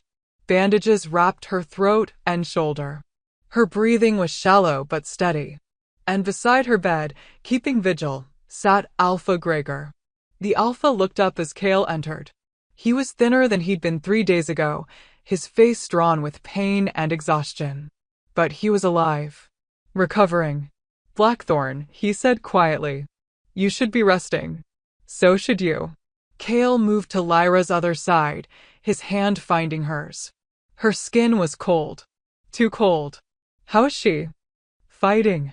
Gregor's voice held something Kale had never heard from him before, respect. She's been fighting since they brought her in. The healers say her wolf is strong. Stronger than any Omega they've seen. She's not giving up. She never does. Kale's thumb brushed across Lyra's knuckles. The mate bond was still there, humming faintly between them. Weaker than before, strained by injury and poison, but there. Alive. Did Alara. Dead. Gregor's voice was flat. The nightshade stopped her heart within minutes. Roman confessed everything once she was gone. She'd been blackmailing him, threatened to kill his sister if he didn't help her. He's the one who planted the poison in your leg during the challenge. The Alpha's jaw tightened. He's been stripped of his title. Exiled. The pack wanted him executed, but he glanced at Lyra. She'd already punished the real guilty party. Roman was just a tool. Kale said nothing. Part of him wanted Roman dead. But the larger part, the part that Lyra had awakened, understood. Understood what it was like to be trapped. To make impossible choices. To do terrible things for people you loved. The fire, he asked. Set by one of Alara's allies. Another wolf she'd been blackmailing. We've rooted out the whole conspiracy. Gregor stood slowly, wincing. It's over, Blackthorn. Your mate saved us all. An Omega no one believed in, no one defended, stopped a coup that would have destroyed this pack. She's not just an Omega, Kale said quietly. She's the strongest wolf I know. I'm beginning to understand that. Gregor moved toward the door, then paused. When she wakes, and she will wake, she'll have a place of honor in this pack. A seat on the council if she wants it. Full status. Whatever she needs. He met Kale's eyes. I was wrong about her. About you. About what the mate bond means. I won't make that mistake again. After he left, Kale was alone with Lyra. He pulled a chair close to her bed and settled into it, ignoring his body's protests. He wasn't leaving. Not until she opened her eyes. You have to wake up, he said softly. You have to come back to me, Lyra. Because I can't do this without you. I don't want to do this without you. His voice cracked. You told me not to die, remember? Well, I'm telling you the same thing. Don't you dare leave me now. Not after everything we've been through. The mate bond pulsed faintly. Like an answer. Kale held her hand and waited. Hours passed. The sun set. Rose again. Healers came and went, checking Lyra's vitals, changing her bandages, administering medicines. Kale stayed. Dane brought him food he barely touched. Other wolves came to pay respects. Elias, recovered now and looking stronger, pack members who'd once called for Lyra's execution, now bringing gifts and apologies. Kale turned them all away. Lyra needed rest. Quiet. Peace. On the evening of the 4th day, her fingers twitched in his. Kale's head snapped up. Lyra? Her eyelids fluttered. Opened slowly. Those forest green eyes found his, unfocused at first, then clearing. Kale. Her voice was barely a whisper, rough from disuse and injury. I'm here. Relief crashed through him so violently his hands shook. I'm right here. You're safe. You're going to be okay. Alara. Lyra tried to sit up and immediately gasped in pain. Don't move. Kale gently pressed her back down. Alara's dead. The conspiracy is over. You won, Lyra. You saved everyone. Tears welled in her eyes. You were poisoned. I saw you fall. I thought. I'm fine. Kale brushed the tears away with his thumb. Thanks to you. You prepared the antidotes. Taught the healers what to do. You saved my life. Again. We saved each other. Lyra's hand tightened in his. That's what mates do, right?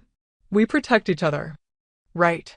Kale leaned down and kissed her forehead gently, careful of her injuries. But maybe next time we could protect each other without nearly dying? I'd prefer that. Lyra laughed weakly. I'll try to remember that. They stayed like that for a long moment, just breathing together, alive together. The mate bond strengthened with every passing second, knitting them back together. Finally, Lyra spoke again. What happens now? Now you recover. Kale's voice was firm. The pack owes you everything. Gregor's offered you a council seat. Full honors. Whatever you want. I don't want a council seat. Lyra's expression was thoughtful. I want to keep healing. Keep helping people. But, she looked up at him. I want to do it as your mate. Officially. No more hiding. No more fear. You want a mating ceremony? Kale's wolf rumbled with approval. I want everyone to know you're mine. Lyra's smile was soft but fierce. And that I'm yours. Is that okay? More than okay. Kale kissed her again, deeper this time, pouring everything he felt into it. Relief. Love. Gratitude. I'll give you the biggest ceremony this pack has ever seen. I don't need big. Lyra's fingers tangled in his hair. I just need you. You have me, Kale promised. For the rest of our lives. However long that is. Whatever comes next. You have all of me, Lyra. Then that's enough, she whispered. 2 weeks later, Lyra was cleared by the healers. Her throat had healed, though she'd carry scars, thin silver lines that Kale thought made her look even more beautiful. Battle scars. Proof of her courage. She'd refused the council seat, but accepted a position as head healer, with full authority over the pack's medical practices. She'd also insisted on teaching other wolves her skills, democratizing knowledge that had once been hoarded by a few families. The pack was changing. Opening. Becoming something better than it had been. And at the center of that change stood Lyra and Kale. Their mating ceremony was scheduled for the full moon. Nothing elaborate, just the traditional ritual, witnessed by the pack, blessed by the moon. Lyra wore a simple white dress that Kale thought made her look like moonlight given form. He wore the formal leathers of an enforcer, though his role was changing too. Gregor had offered him the position of Beta, second in command. Kale had accepted, but only if Lyra could serve beside him. The Alpha had agreed without hesitation. They stood in the ceremonial circle, the same circle where Alara had challenged, where Lyra had fought for both their lives, and Kale thought about how much had changed. How close they'd come to losing everything. And how worth it all of it had been. Do you, Kale Blackthorn, take this wolf as your mate? The ceremony leader intoned. To protect and cherish, to honor and defend, for as long as the moon lights the sky? I do, Kale said clearly. With everything I am. And do you, Lyra Vale, take this wolf as your mate? To protect and cherish, to honor and defend, for as long as the moon lights the sky. Lyra's eyes shone with tears. Happy tears this time. I do. With everything I am. Then by the power of the moon and the witness of this pack, I declare you mated. The ceremony leader smiled. You may seal the bond. Kale pulled Lyra close and kissed her as the pack erupted in howls of celebration. The mate bond flared between them, complete now, unbreakable. Two souls recognizing each other. Choosing each other. Forever. When they finally broke apart, Lyra was laughing. "We did it," she said. "We actually survived." "We did more than survive." Kale tucked a strand of hair behind her ear. "We changed everything." "You changed everything." "We changed everything," Lyra corrected. "Together." "Together," Kale agreed. And as the moon rose full and bright above them, as the pack celebrated around them, Kale held his mate and thought about the future. About the life they'd build. The challenges they'd face. The love that would carry them through it all. He'd been sent to punish her. Instead, he'd claimed her. And she'd claimed him right back. It was the best mistake he'd ever made. I'm crying happy tears. They made it. They're together. Drop a heart emoji if you love this journey. And if you're not subscribed yet, what are you waiting for? Hit that button because we have so many more stories coming your way. 3 months after the mating ceremony, Lyra stood in her new healing clinic and marveled at how much had changed. The clinic was larger than her old cabin, bright and clean, with separate rooms for treatment, storage, and teaching. Windows lined the walls, letting in sunlight that made the dried herbs hanging from the ceiling glow like captured summer. Pack members came and went freely now, no longer hesitant to seek her help. No longer whispering about the Omega who'd been accused of treason. Now they whispered about the Omega who'd saved them all. Lyra was training 3 new healers, young wolves eager to learn, treating her with a respect that still felt strange. She was teaching them not just herb lore but critical thinking. How to question. How to investigate.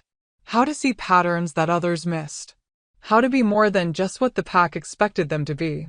"You're smiling again," Kale's voice came from the doorway. He leaned against the frame, watching her with an expression that made her heart skip. Even after 3 months, the mate bond still sent shivers through her every time he looked at her like that. Like she was everything. "I'm happy," Lyra said simply. "Is that allowed?" "More than allowed." Kale crossed to her, pulling her into his arms. "Mandatory, actually. I've decided it's my life's mission to keep you smiling." "Your life's mission is to be Beta," Lyra teased. "Or have you forgotten? That's my job. You're my mission." Kale kissed her softly. "There's a difference." Lyra melted into him, breathing in his scent, pine and earth and home. 3 months, and it still felt new. Still felt like a gift she hadn't quite earned. "I have news," Kale said after a moment. "Gregor wants to meet with us. Both of us. He says it's important." Lyra pulled back slightly. "Is something wrong?" "I don't think so." He seemed excited, actually. Kale's expression was puzzled. Which is strange for Gregor. The man doesn't do excited. They found the alpha in his private study, looking healthier than he had in months. The poison had left its mark, silver streaks in his hair that hadn't been there before, a slight tremor in his hands, but his eyes were sharp and alert. "Lyra. Kale." He gestured to the chairs across from his desk. "Thank you for coming." "Of course, Alpha." Lyra settled into her seat, Kale's presence solid beside her. The mate bond hummed with curiosity and slight apprehension. Gregor studied them for a long moment. Then he smiled, a real smile, warm and genuine. "I've been thinking about what you said, Lyra. About democratizing knowledge. About changing how this pack operates." "Oh." Lyra's voice was cautious. "You were right." Gregor leaned back. "For too long, we've been rigid. Hierarchical. We've treated Omegas as disposable, enforcers as weapons, and power as something to be hoarded rather than shared." He paused. "Elara's conspiracy exposed every weakness in our system. The prejudices. The blind spots. The way we discount wolves based on their rank rather than their abilities. Change takes time," Kale said carefully. "It does. But it also takes commitment." Gregor pulled out a document, thick, official-looking. "I've been working with the council on reforms. New laws. New structures." He slid the document across the desk. "I want you both to review this. Tell me what I'm missing. What needs to be stronger." Lyra picked up the document with trembling hands. The title made her breath catch. Pack Reform Act, equality in rank, merit in leadership. She scanned the contents. Protections for Omegas. Requirements for evidence in accusations. Limits on enforcer authority. Mandatory training in critical thinking for all pack members. A grievance system that couldn't be dismissed by rank alone. It was everything she dreamed of but never thought possible. She looked up, tears stinging her eyes. Alpha, this is incredible. It's necessary. Gregor's voice was firm. We nearly lost everything because we were too blind to see the truth. Too invested in maintaining a hierarchy that put power over justice. His eyes found Lyra's. You saw what no one else could see. Not because you were smarter, though you are, but because you weren't blinded by rank and privilege. You questioned. You investigated. You refused to accept easy answers. I was just trying to survive, Lyra said quietly. You were doing more than that. Gregor stood, moving around the desk. You were showing us what we could be. What we should be. He extended his hand. I'm asking you to help me make these reforms real. To serve not just as head healer, but as an advisor on pack culture. To help us rebuild from the ground up. Lyra stared at his hand. 3 months ago, this man had wanted her dead. Had stood by while she was chained and dragged to the punishment circle. Had been ready to let his enforcer destroy her. And now he was asking for her help. The old Lyra, the one who'd learned to make herself small, to accept her place, to never question, would have refused. Would have said she wasn't worthy. Wasn't qualified. But she wasn't that Lyra anymore. She took his hand. I'll help. On one condition. Gregor raised an eyebrow. Which is, no more secrets. No more closed-door decisions. If we're going to reform this pack, we do it transparently.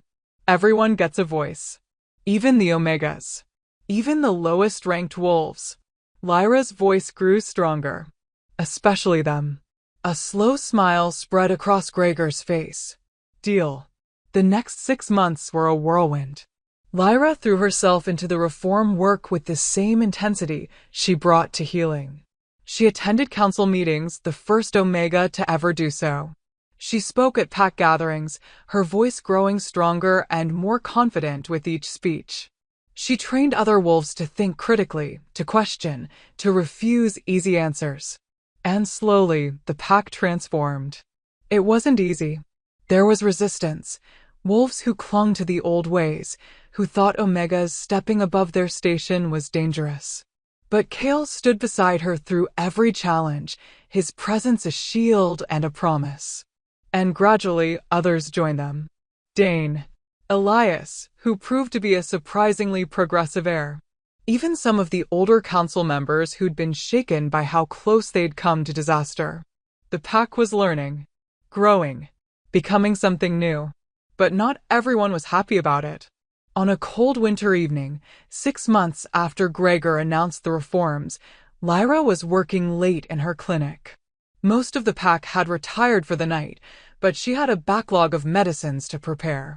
Winter always brought illness, and she wanted to be ready. She was so focused on grinding herbs that she didn't hear the door open. Didn't sense the presence until a blade pressed against her throat. Don't scream, a voice hissed in her ear. Male. Vaguely familiar. Don't move. Don't even breathe wrong, or I'll open your throat before your mate can reach you. Lyra froze. The mate bond flared with alarm. Kale would feel her fear, would be coming already. But would he be fast enough? What do you want? She asked carefully. I want you to stop. The blade pressed harder, and Lyra felt blood trickle down her neck. You and your reforms. You and your ideas about equality. You're destroying this pack. Destroying everything we've built. The hierarchy that let Alara nearly succeed. Lyra's voice was steady despite her terror. The system that almost killed the Alpha and his heir? That was one wolf. One anomaly. The man, she recognized him now as Garrett, a mid-ranked warrior who'd been vocal in his opposition to the reforms, sounded desperate. Unhinged. But you're trying to tear down centuries of tradition. Trying to make Omegas equal to Alphas. It's wrong. Why? Lyra asked. Because you're afraid of what happens when wolves like me have power? When we can question wolves like you? You're not supposed to have power. Garrett's voice rose. You're an Omega. You should be grateful we let you live, not trying to reshape the entire pack in your image. I'm not reshaping anything in my image. Lyra's mind raced. Kale was coming. She could feel him through the bond, moving fast, but she needed to keep Garrett talking. Keep him from doing something fatal. I'm just trying to make sure what happened to me doesn't happen to anyone else. That no one else gets blamed for crimes they didn't commit. That everyone has a voice. A chance. How is that destroying the pack? Because it makes us weak. Garrett pulled her backward, toward the door. We need hierarchy. We need strength. We need wolves to know their place. Without that, we're just. The door exploded inward. Kale stood in the doorway, and he looked like death itself.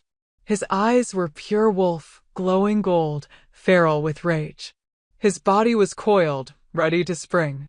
And the growl that emanated from his chest made Lyra's bones vibrate. Let her go. Each word was a promise of violence. Stay back. Garrett's blade pressed harder. Lyra gasped as it broke skin. Stay back or I'll kill her. If you hurt her, Kale's voice dropped even lower, I will make your death last days. I will make you beg for mercy you'll never receive. I will. Kale. Lyra's voice cut through his rage. Don't. He's scared. He doesn't know what else to do. I'm not scared, Garrett snarled. I'm trying to save. Lyra moved. She'd been learning self-defense from Kale over the past months. Learning to use her small size as an advantage. Learning that strength wasn't just physical. She dropped her weight suddenly, slipping under Garrett's arm. The blade scraped across her shoulder instead of her throat, painful but not fatal. She rolled away, and Kale was there in an instant. He slammed into Garrett with the force of a freight train. They went down in a tangle of limbs, but it was over in seconds. Kale had Garrett pinned, his hand around the other wolf's throat, his teeth bared in a snarl that promised death. Kale, stop. Lyra's voice was urgent. Don't kill him. Please. He tried to kill you. Kale's voice was barely human. I know. Lyra moved closer, her hand finding Kale's shoulder. The mate bond pulsed between them, soothing, grounding. But killing him won't help. It'll just prove his point, that we're too dangerous to have power. That we can't be trusted. I don't care about proving points. Kale's grip tightened on Garrett's throat. He hurt you. And I'm okay. Lyra's voice was gentle but firm. I'm okay, Kale. But I need you to be okay too. I need you to show everyone, that we're better than the old ways. That we don't answer violence with more violence unless we have no choice. Kale's eyes found hers. The rage was still there, but something else too. Trust. Love. The bond that connected them on a level deeper than either could articulate. Slowly, he released Garrett's throat. You're lucky, he said quietly, his voice still rough with barely controlled fury. Lucky that my mate is a better wolf than I am. Lucky that she believes in mercy. He hauled Garrett to his feet. But if you ever threaten her again, her mercy won't save you. Are we clear? Garrett nodded, gasping for air. By then, other wolves had arrived, Dane, Elias, several enforcers. They took Garrett into custody, leading him away to face judgment. The pack would decide his fate now under the new laws. The transparent, equitable system Lyra had helped build. When they were finally alone, Kale pulled Lyra into his arms, holding her so tightly she could barely breathe. Don't ever scare me like that again, he whispered into her hair. When I felt your fear through the bond, when I thought I might lose you. You won't lose me. Lyra wrapped her arms around him, feeling his heart racing against hers. I'm right here. I'm safe. We're safe. He could have killed you. But he didn't. Lyra pulled back to look at him. Because you came. Because we're stronger together than we ever were apart. That's what the bond means, Kale. We protect each other. Kale cupped her face in his hands, his thumbs brushing away tears she hadn't realized she'd shed. I love you so much it terrifies me sometimes. The thought of a world without you in it. Then don't think about it. Lyra kissed him softly. Think about our future. About the pack we're building. About the life we get to live together. Think about that instead. Cale kissed her back, deep and desperate and claiming. The mate bond flared between them, stronger than ever. A reminder that they'd survived. That they'd won. That love, real, true, tested love, was stronger than any poison, any conspiracy, any prejudice. They'd proven that. And they'd keep proving it, every single day. They survived. And they're making the pack better. Comment below what you loved most about the story. And if you're not subscribed, please hit that button. We have so many more emotional journeys to share with you. 1 year after the mate bond snapped into place, Lyra stood on the hillside overlooking pack territory and marveled at how completely her life had transformed. Below, the pack grounds bustled with activity. The new training center, where young wolves learned not just combat but healing, diplomacy, and critical thinking, was full of students. The expanded healing clinic had become a hub for not just medical care but education, with wolves of all ranks attending Lyra's lectures on herb lore and poison identification. And in the center of it all, the Great Hall had been renovated with transparent walls, symbolizing the new era of openness Gregor had committed to. The Pack Reform Act had passed unanimously 6 months ago. It hadn't been easy. There'd been challenges, resistance, wolves like Garrett who clung desperately to the old ways. But slowly, steadily, the pack had changed. Omegas no longer walked with their heads down. Enforcers were trained in restraint as much as combat. And the council now included representatives from every rank, ensuring that all voices were heard. It was everything Lyra had dreamed of but never dared hope for. Beautiful, isn't it? Cale's arms wrapped around her from behind, pulling her back against his chest. His chin rested on her shoulder, and Lyra felt the contentment radiating through their bond. Our pack. Our home. Our pack, Lyra repeated, smiling. I still can't believe it sometimes. That I'm not just surviving here anymore. I'm actually living. You're thriving. Cale turned her in his arms so they were face to face. You've trained 15 new healers. Revolutionized the pack's approach to medicine and justice. Saved countless lives. His expression grew tender. And you've made me happier than I ever thought possible. Lyra reached up to trace the scar on his jaw, a memento from the fight that had nearly killed them both. We made each other happy. That's how this works, remember? Together. Together, Cale agreed, kissing her softly. They stood like that for a long moment, wrapped in each other and the warm spring breeze. The mate bond hummed between them, no longer the violent, desperate thing it had been in those early days, but something deeper. Steady. Unshakable. I have something to tell you, Lyra said finally, pulling back slightly. Cale's eyes searched hers, a hint of concern flickering in their amber depths. What's wrong? Nothing's wrong. Lyra's smile grew. Actually, something's very, very right. She took his hand and placed it on her stomach. I'm pregnant, Cale. We're going to have a pup. Cale froze. His eyes went wide, and for a moment he just stared at her like he couldn't process the words. Then his face transformed, pure joy breaking through his usually controlled expression like sunrise. A pup? His voice was rough with emotion. We're having a pup? In about 6 months, according to the healer. Lyra was crying now, happy tears streaming down her face. I found out yesterday. I wanted to wait for the perfect moment to tell you, and this felt. Cale kissed her, cutting off her words. It was a kiss filled with every emotion he struggled to express: love, gratitude, wonder, fierce protectiveness. When he finally pulled back, his own eyes were wet. A pup, he repeated, like he was testing the word. His hand splayed across her stomach, reverently. Our pup. Are you happy? Lyra asked, though she could feel his joy through the bond. Happy doesn't begin to cover it. Cale's laugh was shaky. Terrified. Amazed. Grateful. He pressed his forehead to hers. A year ago, I was the Alpha's executioner. Alone. Empty. Ready to destroy you because I was ordered to. And now, he swallowed hard. Now I have everything. A mate I love more than my own life. A purpose beyond violence. And a family. We have a family, Lyra corrected. You, me, and this little one. She covered his hand with hers. Our own little pack. Our own little pack, Cale echoed. Then his expression shifted to something fierce and protective. They're going to grow up in a different world than we did. A better one. Where rank doesn't determine worth. Where omegas are valued. Where strength means more than just physical power. We'll make sure of it, Lyra promised.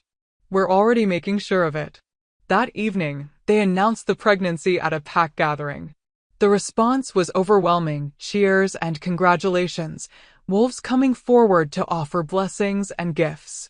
Alpha Gregor clasped Cale's shoulder with genuine warmth, while Elias promised to be the best uncle the pup could ask for.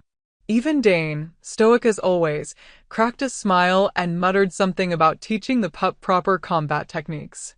But it was the Omegas who moved Lyra most. They gathered around her, eyes shining with hope and pride. Because this wasn't just Lyra and Cale having a pup.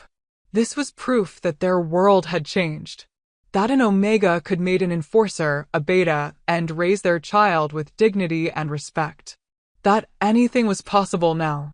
Late that night, after the celebrations had died down and they'd returned to their quarters, larger now, befitting Cale's position as beta, but still cozy and filled with Lyra's healing herbs, they lay in bed together.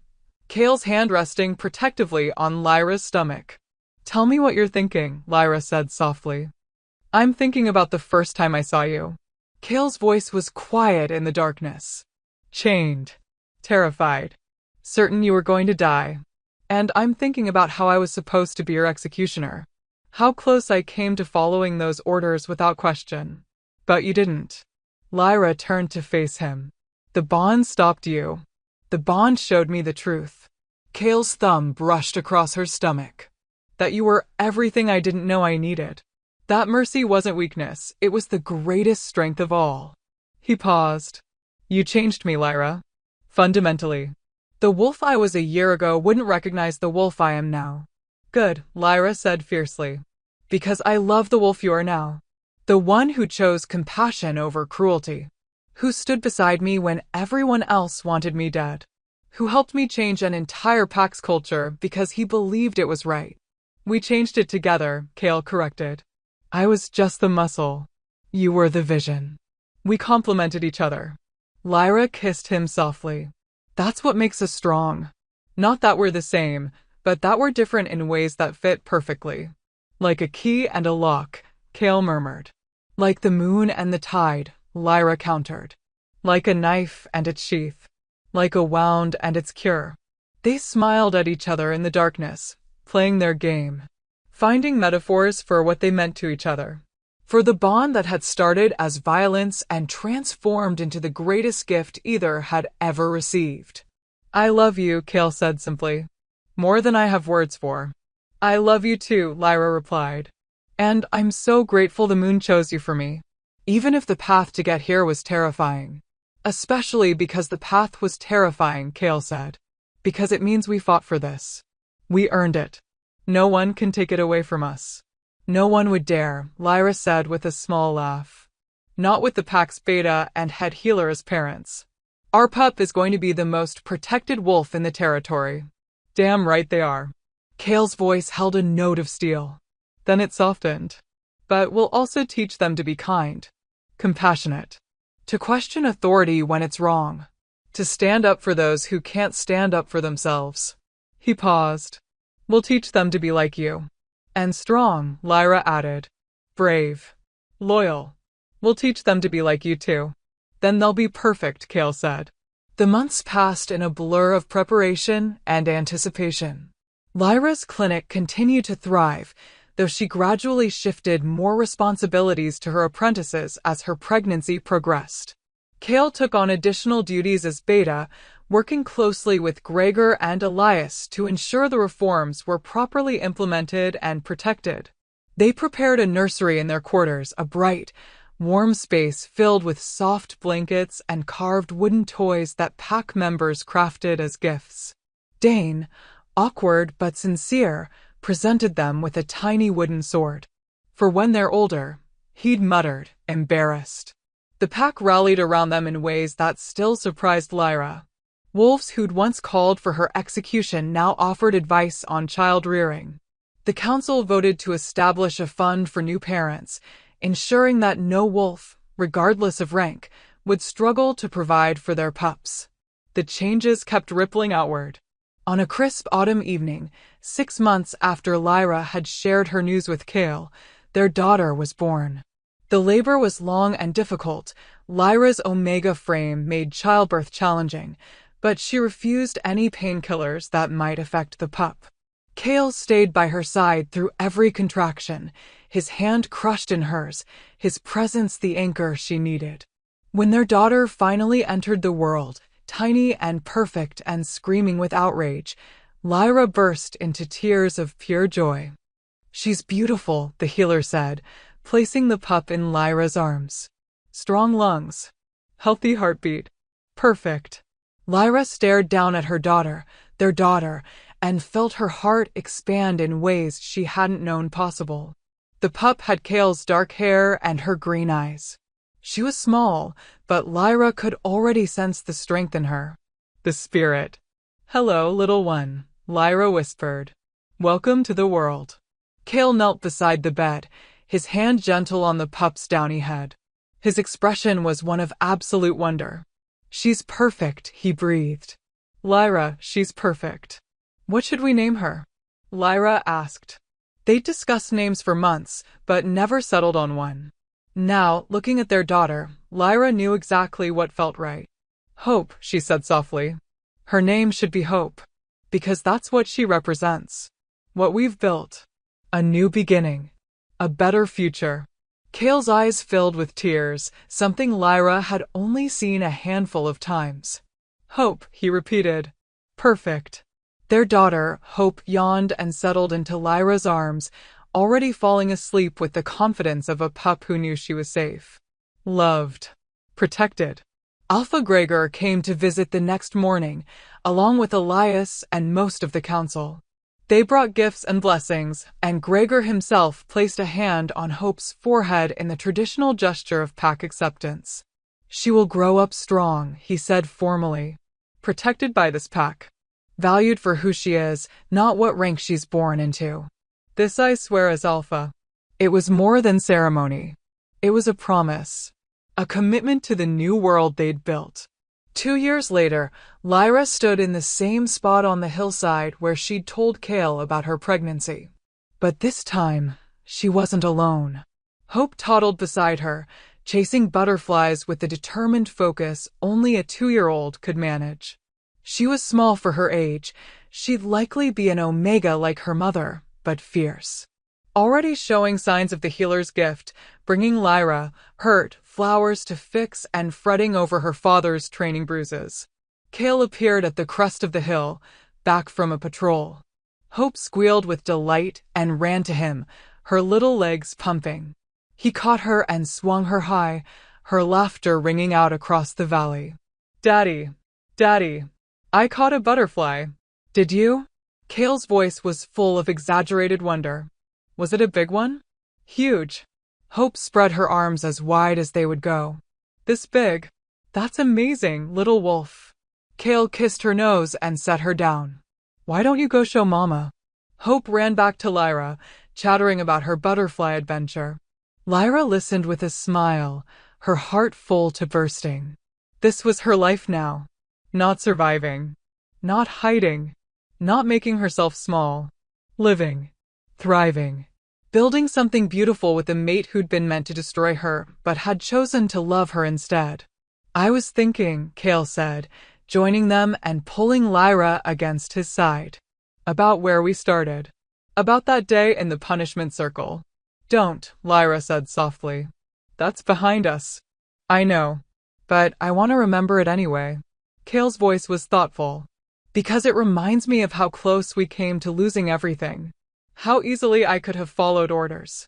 How the moon had to literally throw us together to make me see what I was about to destroy.